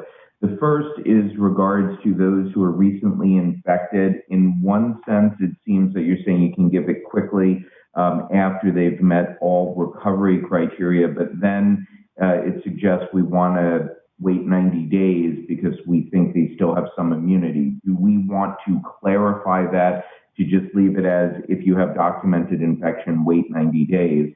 That's the first one. And the second question regarding congregate settings, where we don't want to not give it in a quarantine setting because we're presumed that there's ongoing exposure. But if there is an outbreak in a congregate facility, are we going to still give the vaccine to those who are not symptomatic, or do we want to wait at some point to test to see if they are actively infected? I was unsure of the language regarding those two settings, if we could clarify perhaps. Sure. So just to clarify first for the question about congregate settings, I think the intent of the language, and we can work on making sure it's clearer. I think the intent of the language is in these settings, because of how frequently cases or outbreaks are reported, that you could end up with very prolonged periods where there has been recent cases, and we don't want these settings to have experience unnecessarily delays in implementing vaccination, or make it or have significant barriers to efficiently implement the vaccination. So the idea behind the guidance is in these congregate settings that vaccination could go ahead and proceed, just making sure to implement appropriate infection prevention and control procedures and limit mixing of the populations to the extent possible. Hopefully that clarifies it. Thank you. Dr. Bata, Ms. Bata, excuse me. A couple questions. Do we have any, are we going to say anything about what to do about a delayed schedule? And maybe that isn't something that fits in here, but I think that would be helpful to have because we're already hearing questions like that. And then just some observations related to contraindications and precautions. I think it's important for people to understand what severe allergic reaction means, maybe providing some examples, because this is something that we struggle with other vaccines too. And some patients' perception of a severe allergic reaction and what we are thinking as severe allergic reactions may be very, very different. Thank you. Yes, thank you. So in terms of the first question around delayed schedules, so we do not have a maximum kind of period by which the second dose would need to be received. There really isn't data to inform this at this time. In the clinical trials, people were able to receive the vaccine up to 42 days. And so that's the kind of the extent at which during the clinical trials people received that second dose. So at this time, we aren't putting a maximum kind of time by which a second dose needs to be repeated. We are just saying that the second dose should be given as soon as possible after that day 21 period, but no doses would need to be repeated based on a prolonged interval between doses at this time. In terms of your second question, yes, we are developing materials for healthcare providers, including fact sheets and checklists to help them kind of understand the symptoms behind severe allergic reaction. Thank you. Dr. Talbot. Yes, and this is one that Dr. Romero and I slightly disagree on, but I would still like to bring up and discuss. When it comes to healthcare workers that are in quarantine, that are in the middle of their vaccines, it would be ideal if we could go ahead and finish vaccination so that when they're done with their quarantine, they're also done with their immunization and back to work. So is that something that we could consider changing just for the healthcare workers at this time? I think we would need to discuss that further. We will have guidance posted tomorrow. We have developed guidance around related to issues around healthcare workers and vaccination and et cetera. But we had not at this point included specifically healthcare workers who are in their quarantine period. So it's something we'd have to kind of, I think, review and revisit. The reason why I'm saying this is because one of the largest reasons that we are short healthcare workers is quarantine. And so if they're already out on quarantine, it's an ideal time to have all the symptoms associated with the immunogenicity. And so all that's done when they're ready to come back to work. Just a thought. So let me put another wrinkle into this, Dr. Talbot. So, and I won't get into the details, but newer recommendations for quarantine have been issued, and shortening the period depends on not having any symptoms, so that if it's administered to the individual and they develop symptoms, they wouldn't fall under those new regulations, and quarantine would be prolonged. But I'm not going to discuss this at this point. You and I have jousted on this before. Actually, I was going to say you bring up a very valid point, and thank you. Thank you. So there is, without further discussion of this, let's move on to Dr. Freyhofer. Sandra Freyhofer, liaison for the American Medical Association. I have two comments. The first is about pregnant women, and I'm very reassured by Dr. Alt's comment. I love the wording about the pregnant woman may choose to be vaccinated. I love the fact that you mentioned the nuance about use of prophylactic medicines for fever, and the fact that pregnant women who have a fever should take them because the fever itself puts a risk to the pregnant woman. I take issue with one of the lines that animal development and reproductive toxicity studies are ongoing, because we heard yesterday from the drug manufacturer that these studies have been done. The results just haven't been released. So we really need to put those results on warp speed and get them out there to give our physicians and pregnant women more information, or at least access to the information that has been done. And I'm glad that the company is going to closely follow the 23 pregnancies that have occurred in the study trial as those babies are born.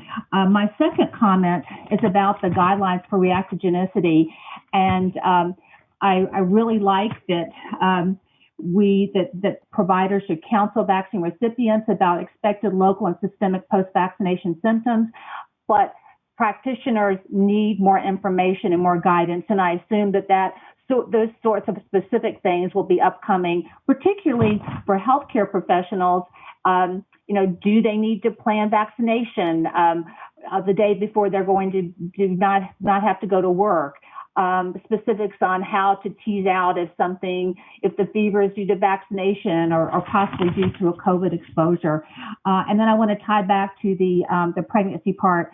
We have 330,000 healthcare professionals that are likely to become pregnant or be in the postpartum time as this vaccination implementation program begins.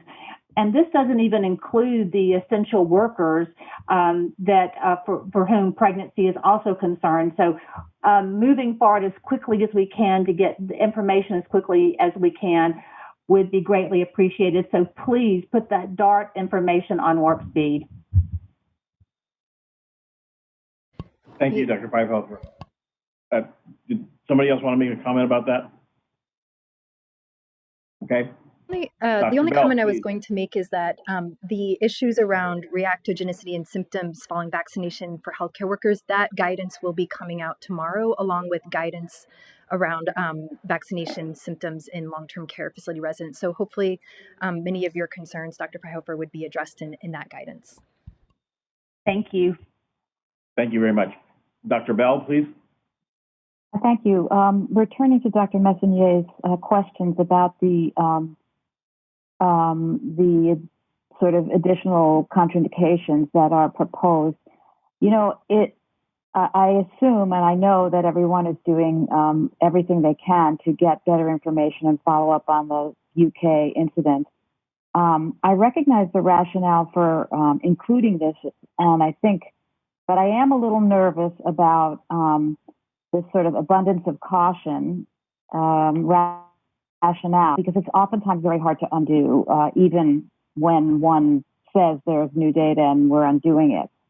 And so I'm wondering if it's in some part of this box here, or there could be further clarification, something to the effect of history of a food allergy, a snake venom allergy, or a environmental allergy are not a contraindication, so that there's a clear distinction between what we're talking about here and what we're concerned about, and this much broader group of allergies that involves an awful lot of people and who we don't need to include in this. That's a great point, and we will absolutely add that to our language. Thank you. Dr. Kimberlin, please. Yeah, David Kimberlin, AAP Redbook. I would just like to echo Dr. Alt's comments about breastfeeding and my satisfaction with the wording as proposed on the slides. Thank you very much. Dr. Dries, and a reminder to all who have spoken, lower your arms, if you're done speaking. Thank you. Dr. Dries, please. Thank you, Marcy Dries from Shea. I actually have a comment and two questions. Ms. Bata's comment about defining severe allergic reactions got me thinking about that we hear hesitancy around allergy, not from people necessarily who have, or not only from people who have personal history of allergy, but of family history of allergy. And so if that could be addressed in that clarification, that would be great. My first question is around the history of allergy to any component of the Pfizer vaccine. I'm just looking at the fact sheet now, and it lists, a dozen or so different chemical compounds that nobody is going to recognize. And I know yesterday the manufacturer brought up a specific medication that was similar, and that might be a concern, although, I did not catch the name. It's not a medicine I was familiar with, but if that could be clarified, if that is really considered a contraindication or not.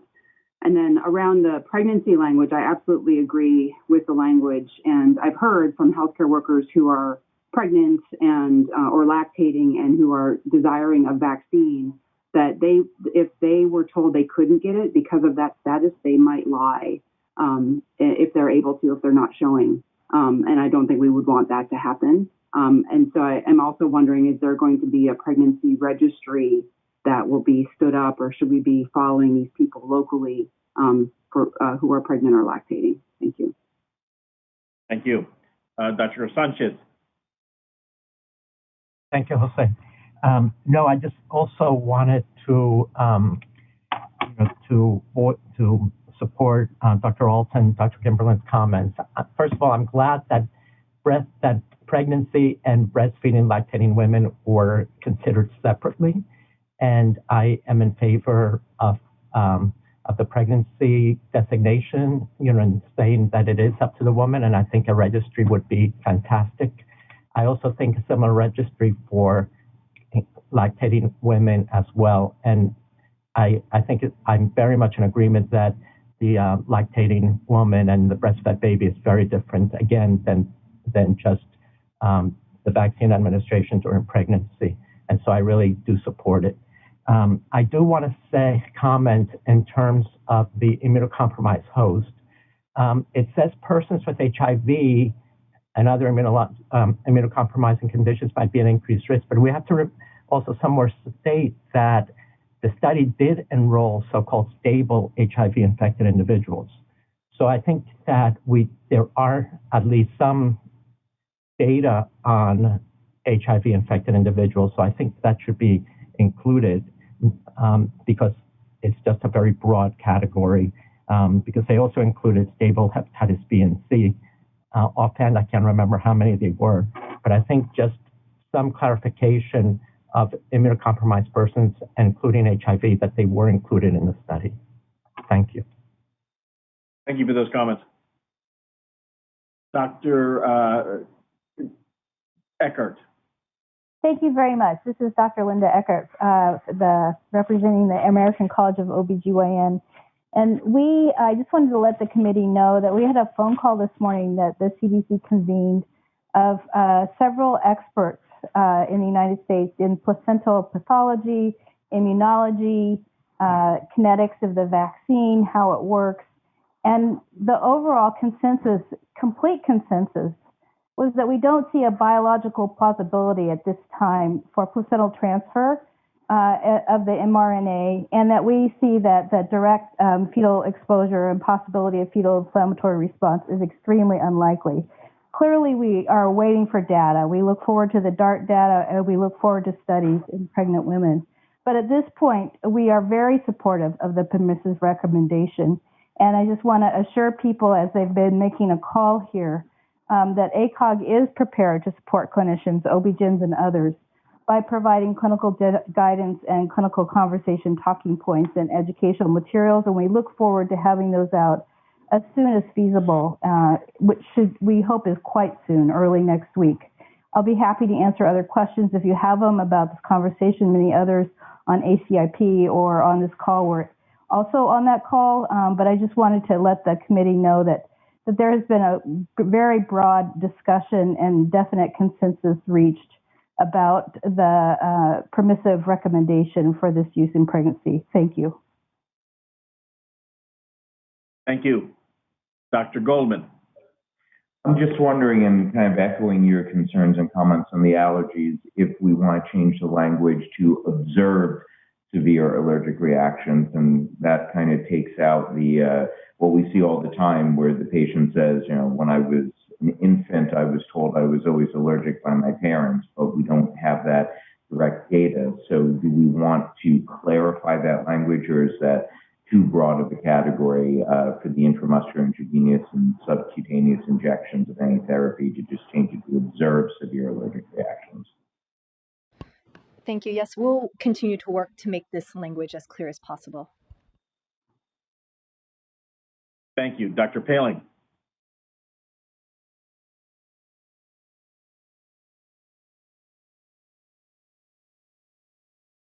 Dr. Paling, I think you're still on mute. Thank you. First, I want to express my thanks to all who have been working, and Dr. Eckert and Alt about for their support of the breastfeeding and pregnancy recommendation. I agree with the language, and I like the fact that the woman has the consideration of the woman is first, and that the physicians are available and going to be able to support them. I also wanted to reiterate Ms. Bata's point about severe allergic reactions. I'm wondering if that shouldn't be anaphylactic reactions to any vaccine.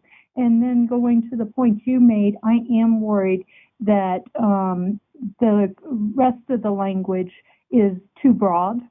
And I worry that people will be denied vaccine unnecessarily. And should we not just, I would recommend maybe saying a precaution to people who've had anaphylactic reactions to other medications, but not a contraindication. Thank you. Thank you. Dr. Maldonado.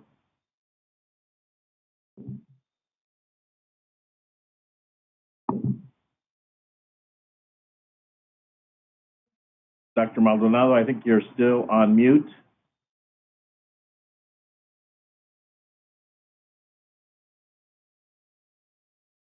I see you're unmuted, but we don't hear you. Let me move to Dr. Atmar and come back to you after his comments. Dr. Atmar, please. Thank you, Dr. Romero. I want to add my agreement to Dr. Paling's comment about and your prior observation about the allergy. I don't have much else to add to that, but I did want to raise a question about the guidance that is potentially forthcoming tomorrow. The clinical considerations help us deal with the individual before us and vaccinating them, but doesn't really address the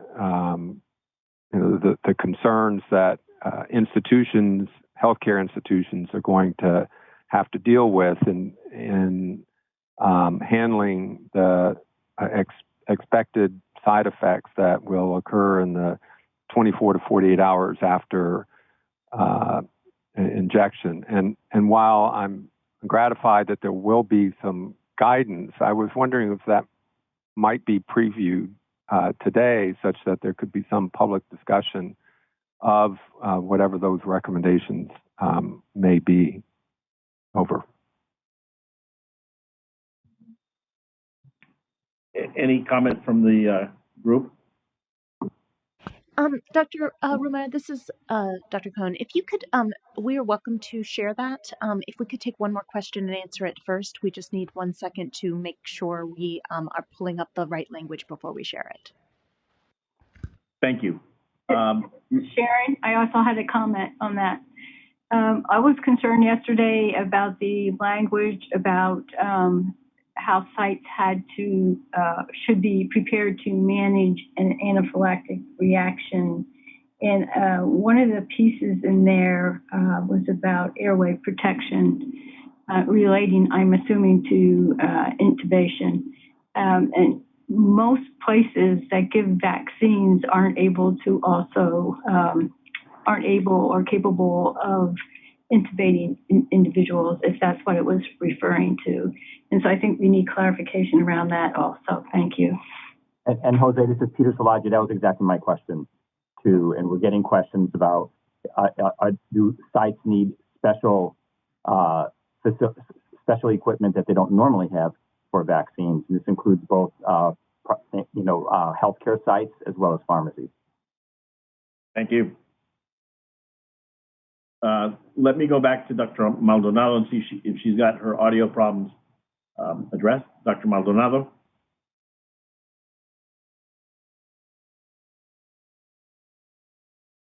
I'm sorry, we still can't hear you. Let me move to Dr. Bernstein. Thank you, Dr. Romero. So I'm in total agreement that this Pfizer vaccine appears to be remarkably safe and amazingly effective. And there's no question that COVID-19 vaccines are key, critically important elements in managing our growing public health emergency. But I still have one lingering concern, and that is the overall inclusion of 16 and 17-year-olds. Why I'm concerned? Because the study data are very limited for this subpopulation in Pfizer's interim analyses. Their protocol amendment to include individuals as young as 16 was only finalized on September 8th, and then this group was followed through November 14th when data was presented to the FDA. Their demographic table in the VRBPAC briefing document lists only 153 total subjects, 16 to under 18-year-olds, split between the vaccine and placebo groups. This timing obviously also didn't allow a sufficient number of subjects in this age group to be adequately represented for the median follow-up period of 2 months, like the thousands of others in the trial. We also know that the systemic reactions were generally more frequent and severe in the younger age group compared with the older age group, and after the second dose compared with the first. We also saw that grade 3 reactions, 8.8% in the vaccinated group versus 2.1% in the placebo group, were more commonly reported after the second dose. So fortunately, this 16 and 17-year-old age group has not had a disproportionate morbidity and mortality as in the other specific groups. I also appreciate that this younger age group can actively transmit SARS-CoV-2 infection to contacts in their families and communities. Unfortunately, though, vaccine hesitancy is an overall growing concern, and a successful pediatric vaccination program depends on creating and sustaining parental confidence in both the safety and effectiveness of this vaccine. It should be remembered, too, that serious and unexpected side effects might well occur. So in summary for me, if this 16 and 17-year-old age group is included as issued by the FDA and its EUA, I would propose that we consider adding this age group as a special population in these interim clinical considerations, explaining that available data is limited at this time. As many as 2,000 subjects in this 16 and 17-year-old age group are continuing to be studied, so additional data are anticipated in the near future. Thank you. This is Dr. Oliver. Hi. Hello, I think, sorry, this is Bonnie. Am I here? Am I in now? Can you hear me? We can hear you now. Let's Romero, let Dr. Maldonado go. Let's let Dr. Maldonado make her statement, then we'll go back to addressing this. We'd like to comment quickly to Dr. Bernstein and then move forward. I'm sorry, we just had a very specific comment. Thank you. Just wanted to thank you for raising that very specific issue. We're happy to discuss that addition of that in a clinical consideration, and wanted to let you know that shortly we will be putting up language for the vote and welcome additional discussion around that as well. So yeah, right now we're going to focus on the clinical consideration questions, and then we will move to the language of a specific vote. All right, thank you very much. Dr. Maldonado, since you have your audio problem resolved, why don't we go forward with your comment? Yeah, thank you. My comment now is around two issues. The first is I wanted to support Dr. Eckert and the members of ACOG. We were representatives from AAP were on that call as well. We were very impressed with the subject matter expertise around the issue of mRNA platforms and the lack of evidence for any harm to be caused at this time. And so we are in full support of the recommendations and the support of ACOG, and would recommend that any of those materials, educational materials, also be provided for pediatricians and general providers as well, because many of these pregnant women who will be asking for advice will not be seeking advice directly from their OB providers, but may be coming to pediatricians and others. And we are very supportive of allowing pregnant women and lactating women to receive the vaccine, because the risks of disease clearly outweigh any potential and theoretical risks of the vaccine platform.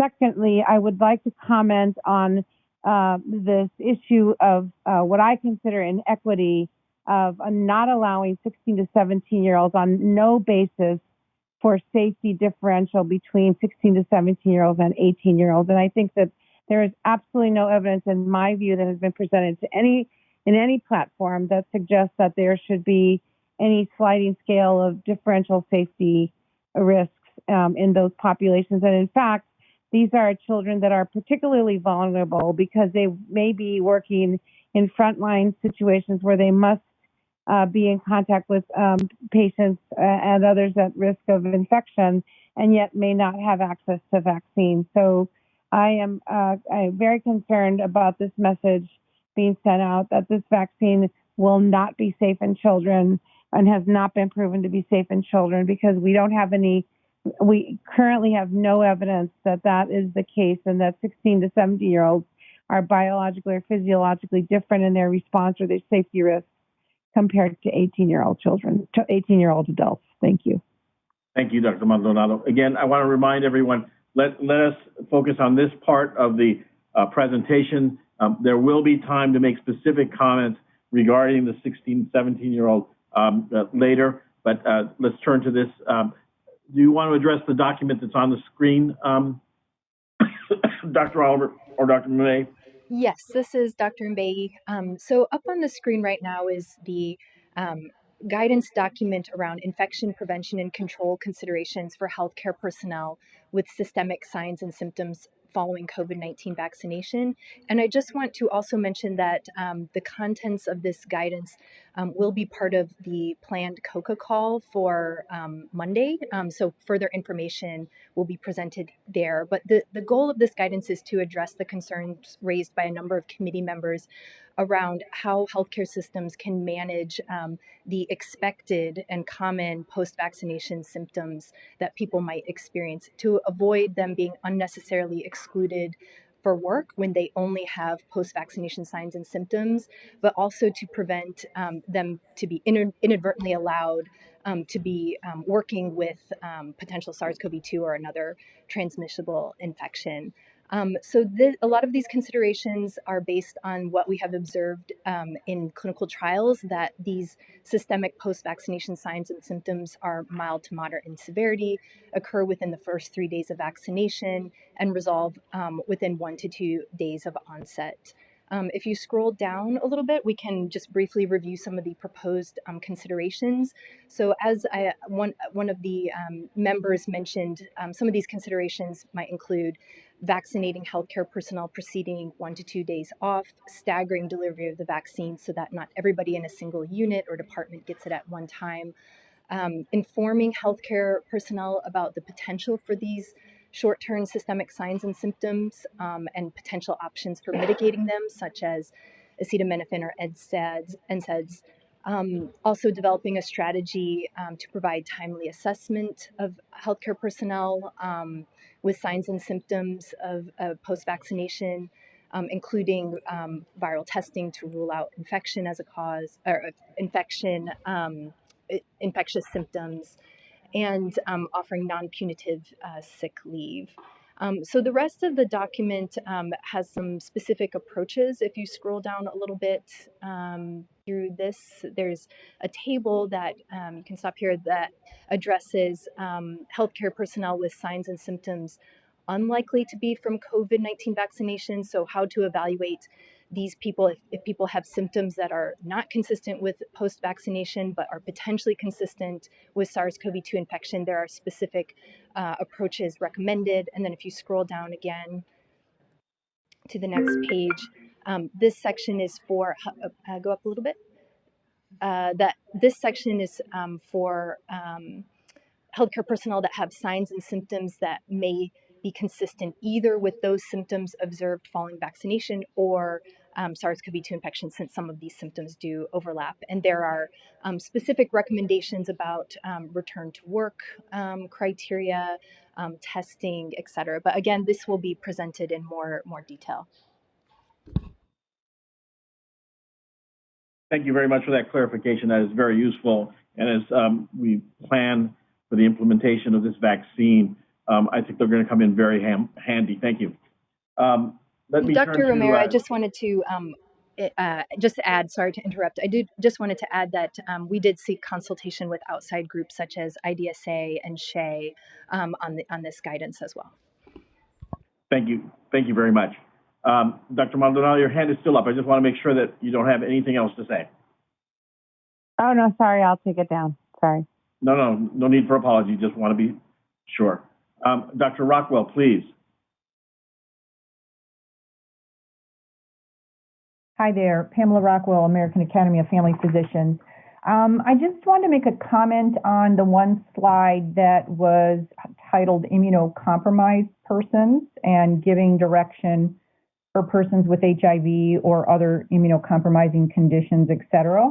The way I read the language and the state that these individuals, meaning immunocompromised persons, may still receive COVID-19 vaccine unless otherwise contraindicated. So I was wondering if there was any thought that the autoimmune diseases could be addressed as being okay and safe if somebody has that, because that's one of the most common questions I'm getting from patients and other physicians about patients that have autoimmune diseases and who are on immunosuppressants.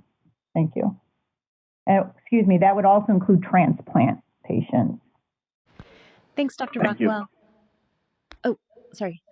Just to respond to that question, that is, we are also aware that that is a really important group of patients to provide guidance and clinical guidance around. At this time, you are correct. There is no contraindication for vaccination in any of those individuals. Those individuals who are on immunosuppressants, the vaccine may not be as efficacious, but we believe these vaccines are safe in those groups. And we will add a section to address those directly in this document. Thank you. I think part of the fear is this this myth going around that or concern going around that their autoimmune disease can flare with a hypersensitivity reaction. Thank you. Ms. McNally. Thank you. I'm looking at the fact sheet for recipients, and I'm just hoping that someone can kind of walk me through 2 points under the side effects. Under the what you should mention your provider before you get the Pfizer vaccine. So it says have a bleeding disorder or on a blood thinner. So I'm just trying to understand what the issue with those are in relation to this vaccine. And then my second question on this is, it says, or plan to become pregnant. And so I'm wondering what the duration of time is that the clinician would advise the recipient to avoid receiving the vaccine, if they plan to become pregnant, or if they would advise them that. And then finally, moving down, I'm wondering where it says, what are the risks of the Pfizer-BioNTech COVID-19 vaccine? And I guess I'm not seeing here where it says anaphylaxis, and I don't know if that needs to be addressed. So I'm posing the question. Thank you. Thank you. So just to address the first question about people with bleeding disorders or who are on blood thinning medications, this would really refer to those people whose bleeding disorder is so severe that there might be issues with bleeding after vaccination. But that, again, that would be something that they would discuss with their provider.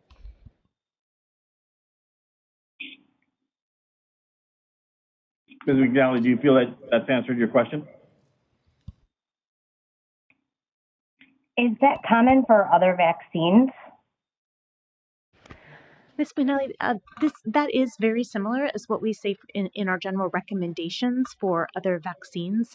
I do want to remind everyone that the patient fact sheet that I believe you're looking at is the Pfizer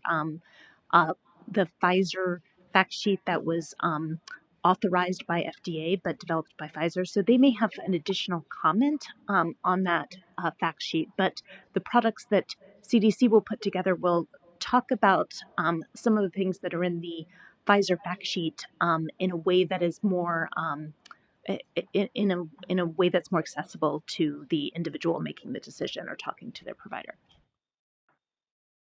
Let me ask if Pfizer wishes to comment on that. And Dr. Dormitzer, I know your hand has been up and you've been very patient. We're going to call on you after all the other liaisons and voting members have spoken. But if Pfizer would like to offer comment at this moment about that particular issue.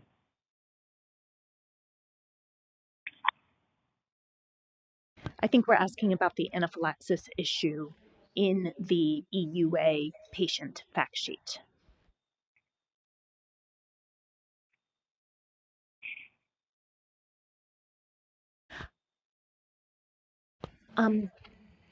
Maybe not. So yeah, I think Dr. Romero, we should move. I'd like to Bill Dermott here, Chief Scientific Officer of Pfizer.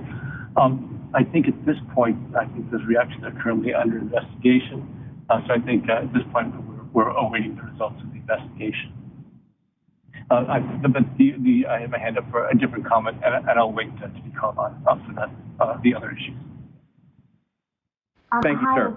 It's Susan Mather from Pfizer. If you could repeat the question you had on the anaphylaxis cases from the UK. Was there a question on? It's okay. So the question was specifically, is there any other language in the patient fact sheet that addresses anaphylaxis beyond the contraindication that individuals with a history of anaphylaxis to vaccine or any of the expedients or ingredients in the vaccine should not be vaccinated? I believe the answer is no, there's not, and that the providers would be relying on additional information from CDC for that clinical guidance, but we just wanted to confirm. Yes, the language that was agreed to be in the fact sheet with the FDA as of last night is the language that's in there. It's slightly different for the healthcare provider and for the vaccine recipients, but that's what is in those fact sheets is the summation of it. Thank you. Dr. Kim, Dr. Kim. I'm sorry. I want to go back. Sorry about the guidance on the plan to become pregnant? What's the duration of time that's advised on that by the clinician? This is Dr. Oliver. CDC is not going to have recommendations around that. The Pfizer fact sheet is independent of what CDC's recommendations necessarily are going to be around pregnancy, and we'll make sure that the information that CDC has around pregnancy will be posted soon. In conjunction with ACOG and AAP and everybody that was mentioned previously. Ms. McNally, any other comments or clarifications that you need? Oh, that's helpful. Thank you. Thank you. Sorry, Dr. Kim, I cut you off. Go ahead, please. Thank you. For a general community member who's in quarantine for possible exposure to COVID, the proposed recommendation is that he or she wait until the quarantine period is over to receive the vaccine. I agree with the reason behind this proposed recommendation. However, for the person in quarantine, the quarantine period may overlap with the period of some protection that may be rendered by the first dose of the messenger RNA vaccine. Akin to a potentially exposed person in the community seeking COVID testing, a person in quarantine, particularly in priority populations, might consider the vaccine to be very important, if not life-saving. I want to be sensitive to public perception, so I'd like to ask this question. By withholding the vaccine for a general community member who's in quarantine for whom the vaccine would otherwise be indicated, to put it simply, is a potentially beneficial medical intervention being denied, albeit temporarily?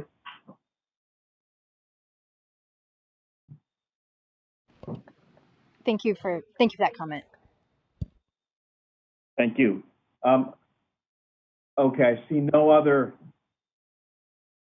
hands. Dr. Dormitzer, please. Yes, Phil Dormitzer here, Chief Scientific Officer for viral vaccines at Pfizer. During the discussion, two requests for additional information from Pfizer came up that I think I can address.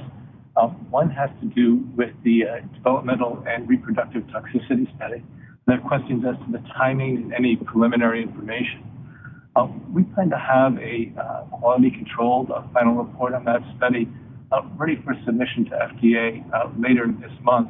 And what I can say at this point is the preliminary data show no indication of either a developmental or reproductive toxicity.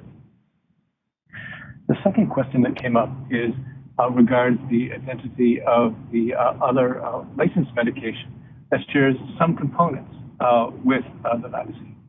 And that medication is Onpatro. And maybe people may not be familiar with it. It's Onpattro, or generic name Patisiran, Patissiran. It's a medication that to treat a polyneuropathy caused by hereditary ATTR amyloidosis. Like the vaccine, it contains RNA. It shares two lipids, cholesterol and DSPC, and has two other lipids that are not the same, but are of similar classes, an ionizable aminolipid and a pegylated lipid. It's used in far greater quantity than the vaccine. And in the question I heard about it, there was a question about contraindication, and I just wanted to clarify that we brought it up before because we were asked, is there another medication that shares any components, not because we have any particular concerns. It was simply for information because people want to know if there is another medication that shares some components with the vaccine.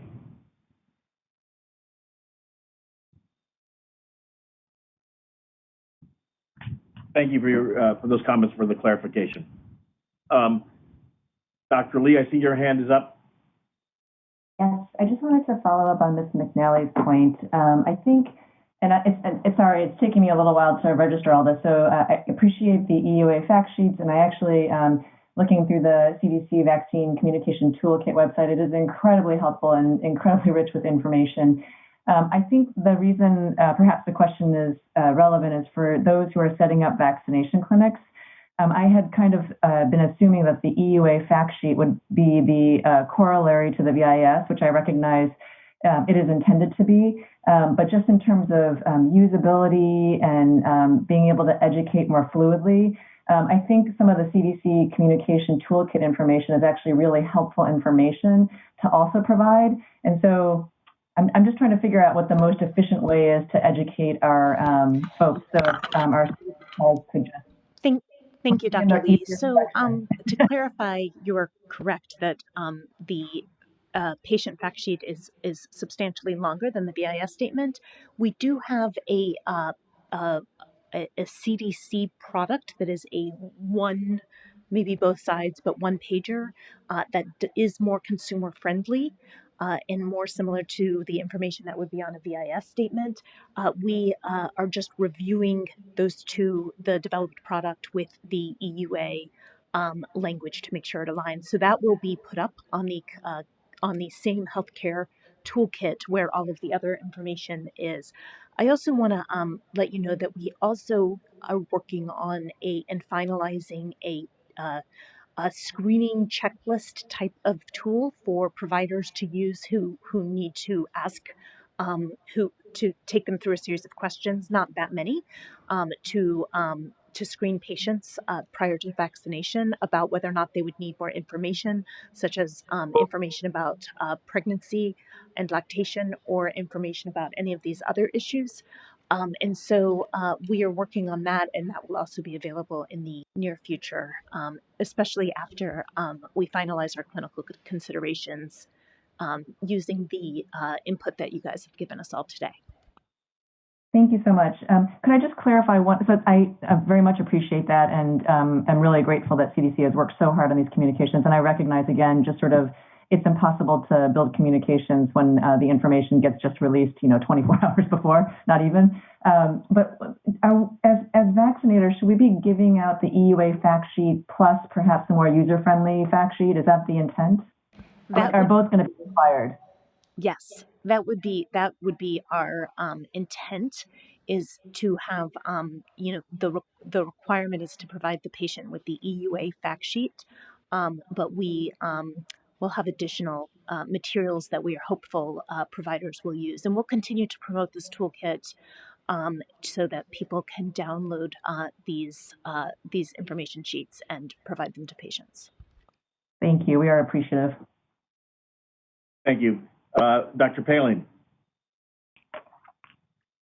All right, so I want to follow up on Dr. Lee's question, and I may have misunderstood.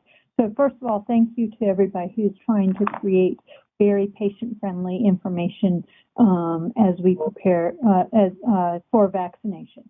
I understand Pfizer has produced an EUA fact sheet.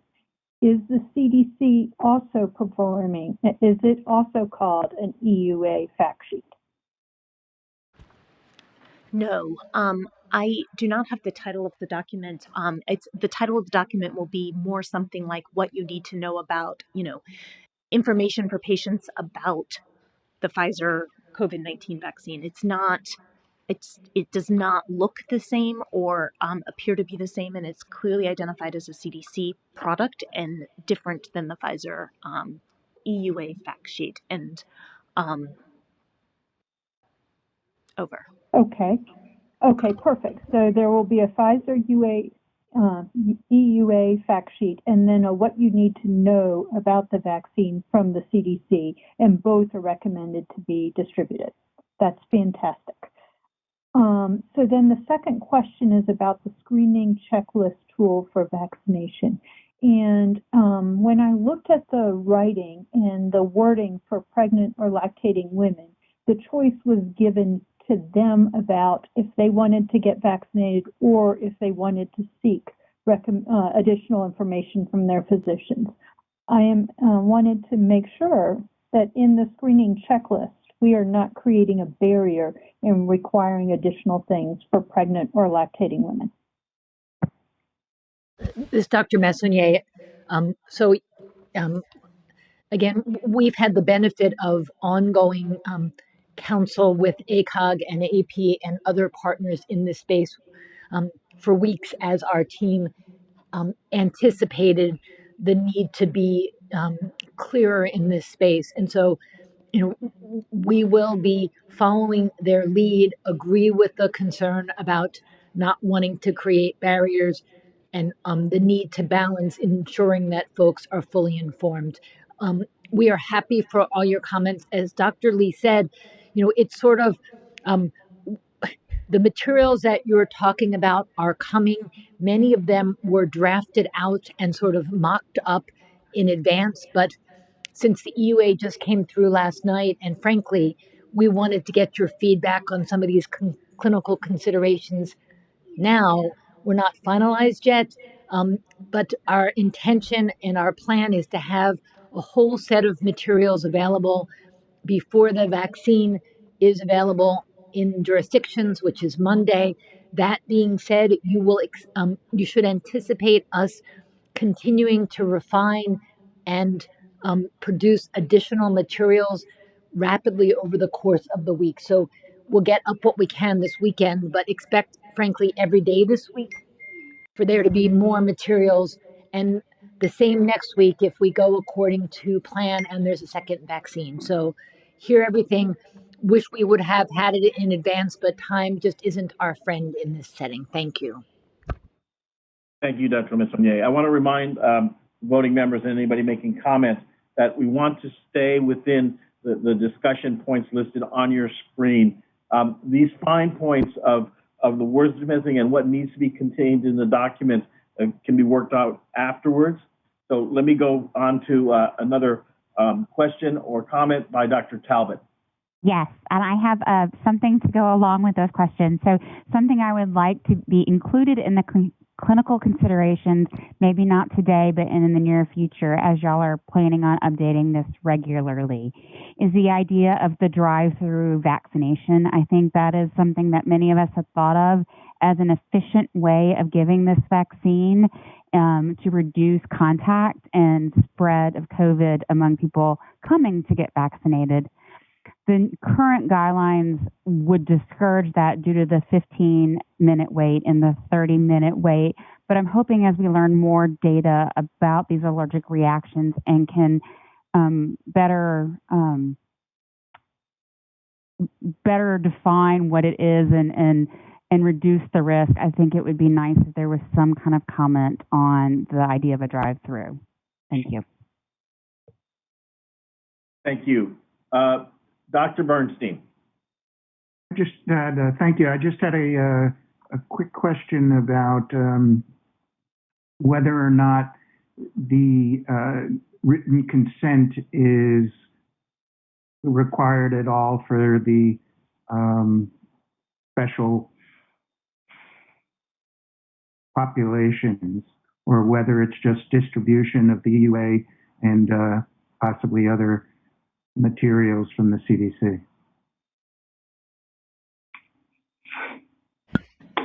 This is Dr. Oliver. Under an EUA, there is no consent, informed consent that has to be obtained for any population to receive the vaccine under an EUA.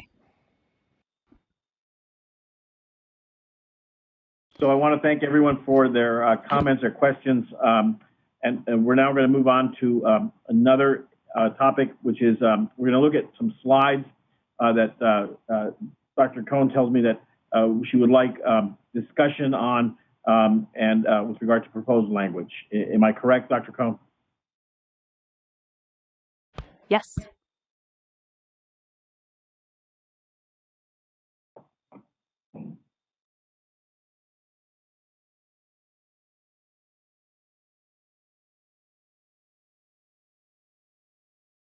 As we're pulling up this, the next set of slides, I will just clarify that while there's no informed consent that requires signature, there is assent, and there is an expectation that individuals will be informed about the vaccine through the patient FAQ sheet, and that patients will have the choice to be vaccinated.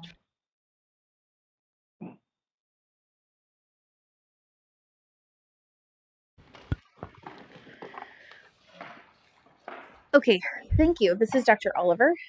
So wanted to walk through the policy questions that are being proposed and any future language for votes. So the policy question is should vaccination with the Pfizer-BioNTech COVID-19 vaccine be recommended for persons 16 years of age and older under an emergency use authorization? Next slide. I just want to remind the ACIP members the summary of the workgroup interpretations and that the balance of consequences, the desirable consequences clearly outweigh the undesirable consequences in most settings, and that the type of recommendation proposed by the workgroup is we recommend the intervention. Next slide. Proposed language for the ACIP vote is the Pfizer-BioNTech COVID-19 vaccine is recommended for persons 16 years of age and older in the U.S. population under the FDA's emergency use authorization. Next slide. For the there would also be a vote to for an amendment to the adult and child and adolescent immunization schedule, with the language for that vote being to recommend the proposed amendment to the 2021 adult, child, and adolescent immunization schedules, which I'll detail further. Next slide. So for the adult schedule, a text box on the notes page has been added that states ACIP recommends the use of COVID-19 vaccines within the scope of the emergency use authorization or biologics license application for the particular vaccine. Interim ACIP recommendations for the use of COVID-19 vaccines can be found at, and then there's a link to the ACIP COVID-19 vaccine recommendations page. The purpose of this statement is to address the timing for coverage under the ACA covered health insurance plans.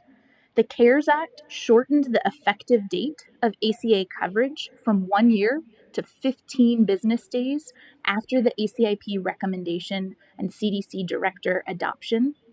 That means that insurance companies will have 15 business days after the Pfizer recommendation vote and adoption until they will be mandated to cover COVID-19 vaccine administration fees.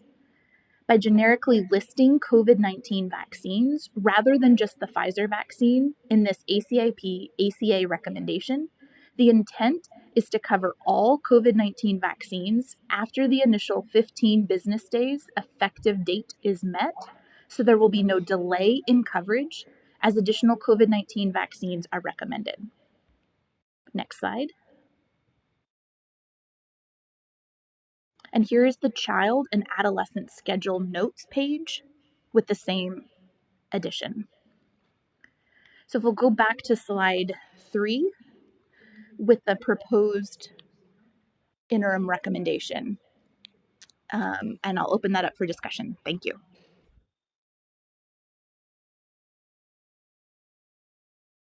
Dr. Cohn, do you want to clarify if those individuals with conflicts of interest can comment on these proposals? Thanks, Dr. Romero. No, as we begin the deliberation of the language to vote on, the members with conflicts of interest should abstain from discussion. So for those that joined late, I will specify Doctors Atmar, Frey, and Hunter have indicated they have conflict of interest that preclude their ability to vote and discuss this portion of the session. So we're open for discussion, and I see Dr. Bell.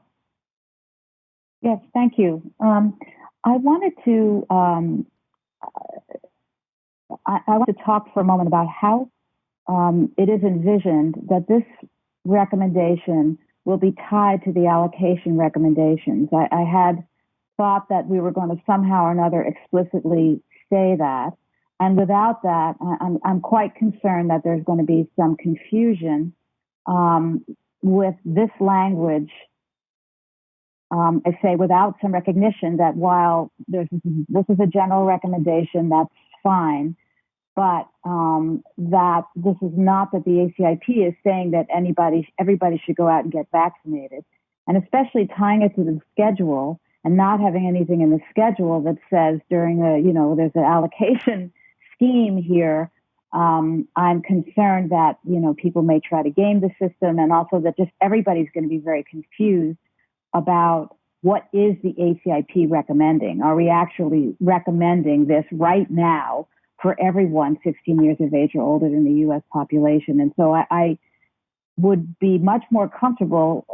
This language is okay for what it is, but I would be much more comfortable if we could please be explicit about the fact that the current interim recommendation is being made in a time of constrained supply, and therefore the specific populations covered are included in an allocation recommendation. And then obviously currently it's healthcare providers and people who live in long-term care facilities. So I would like some additional discussion about this and hear CDC's perspective, because as I say, if I were John Q. Public, I would be very confused. Dr. Romero, this is Dr. Messani. If it's okay for CDC to respond? Please do. Dr. Bell, thank you very much for that comment. We very much concur as to the importance of not having this language lead to confusion about the situation we find ourselves in currently, which is a situation where there is limited supply and therefore a careful attention to prioritization. While it's not in the actual recommendation language, in the draft MMWR, there is language that frames it in exactly what you're asking, and perhaps it might be helpful if we read the language in the this is the draft MMWR language, so you can sort of hear it in context.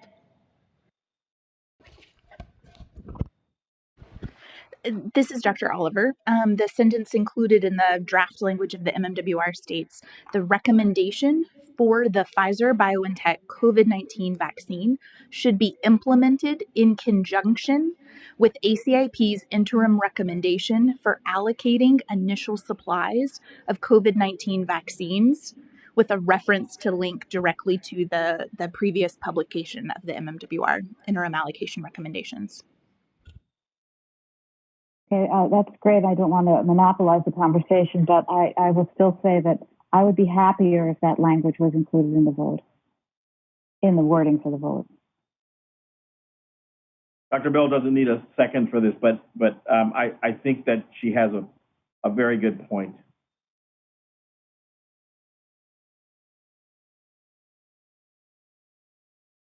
Yeah, so this is CDC. Again, we understand your point, but we have actually gotten counsel here at CDC, and it is not possible for us to include that language in this way.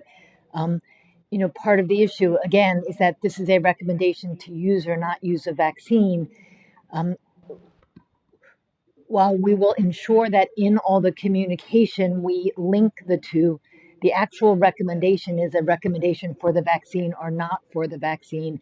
And therefore, we really can't proceed with the language that links them in the way that you asked. Again, we did check on that and are very clear with the conclusion that that's not going to be possible. But again, in our communication material, which frankly sometimes I think is more important because that's what the public and healthcare professionals see, we will frame it in the way that you heard with the linkage to the prioritization.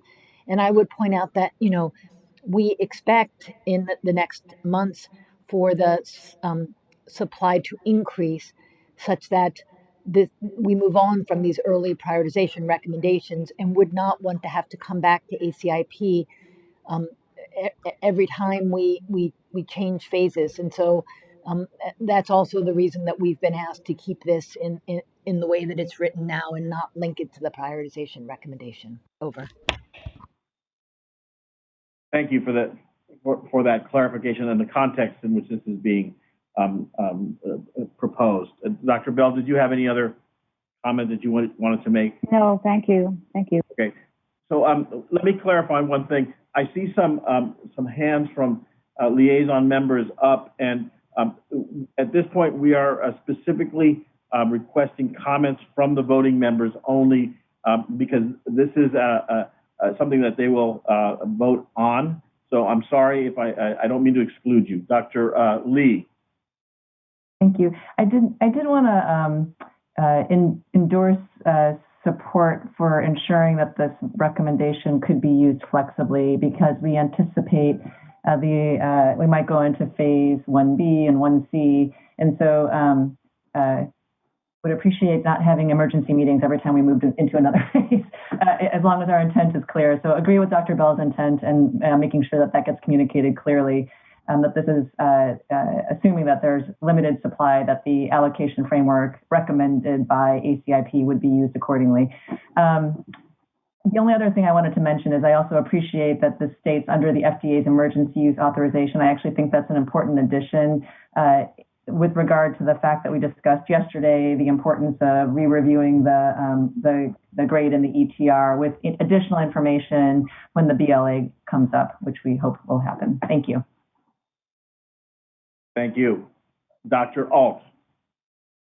Dr. Romero, if it's appropriate, nobody else has any other comments, I'd be glad to make a motion that we accept this language. Dr. Cohn, can we accept the vote, accept the motion at this time? Dr. Romero, that is your decision, but there was a motion that was just put on the table, so if somebody wants to second it, that would be okay. Very good. I just wanted to make sure we weren't jumping out of schedule if you had something else for us to look at. Very good. May I please have a second? Dr. Paling, was your hand up to second?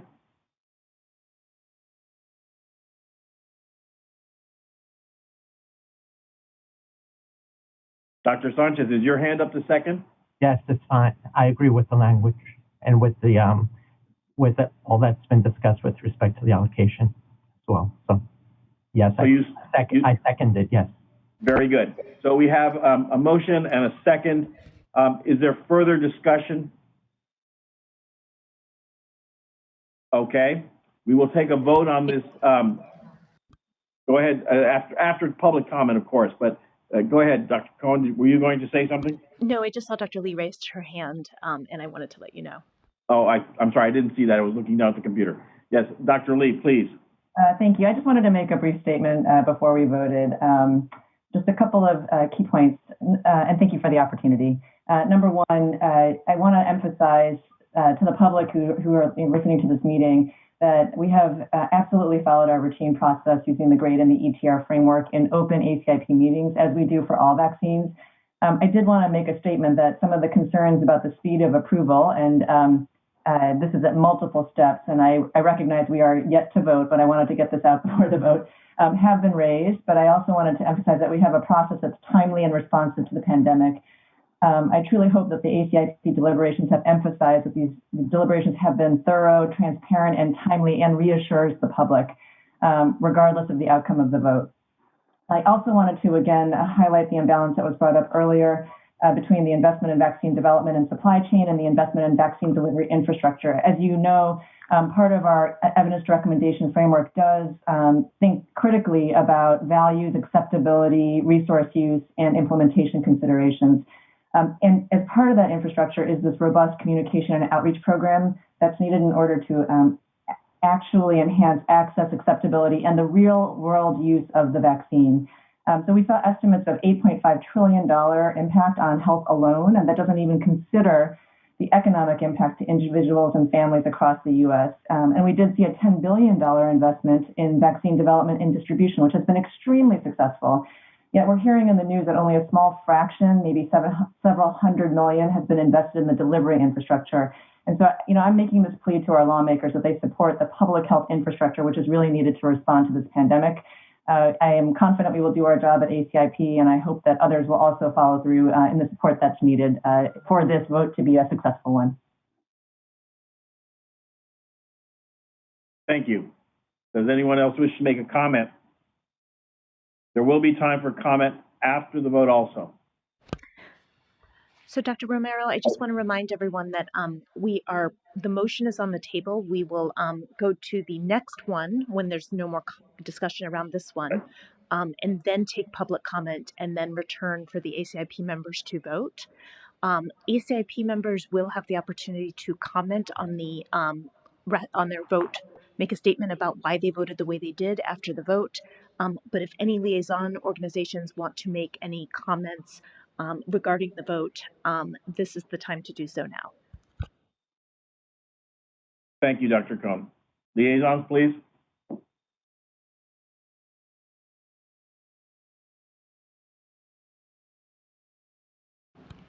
I'm not seeing any. So we have one more slide.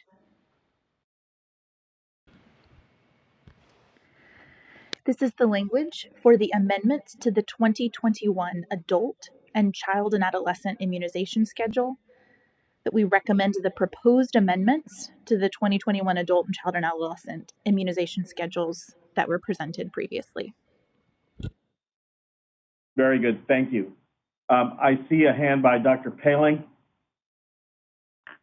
Yes, I wanted to make a motion to approve this amendment, or this wording.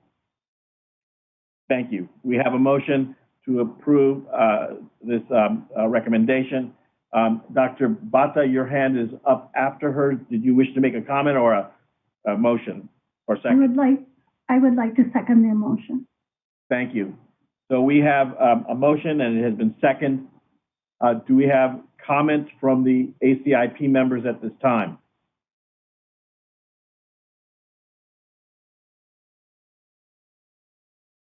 Not seeing any, let me open it up to the liaison members.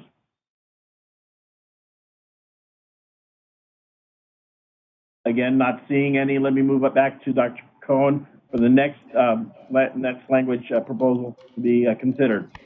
So, Dr. Romero, this is, we combined the childhood, adolescent, and adult immunization schedules. So we are complete with the proposed votes that we would, with the motions that we would like for ACIP to make today. I propose we take a break until 1:45 and return for the public comment session at that time. May I ask a question, Dr. Cohn? Of course.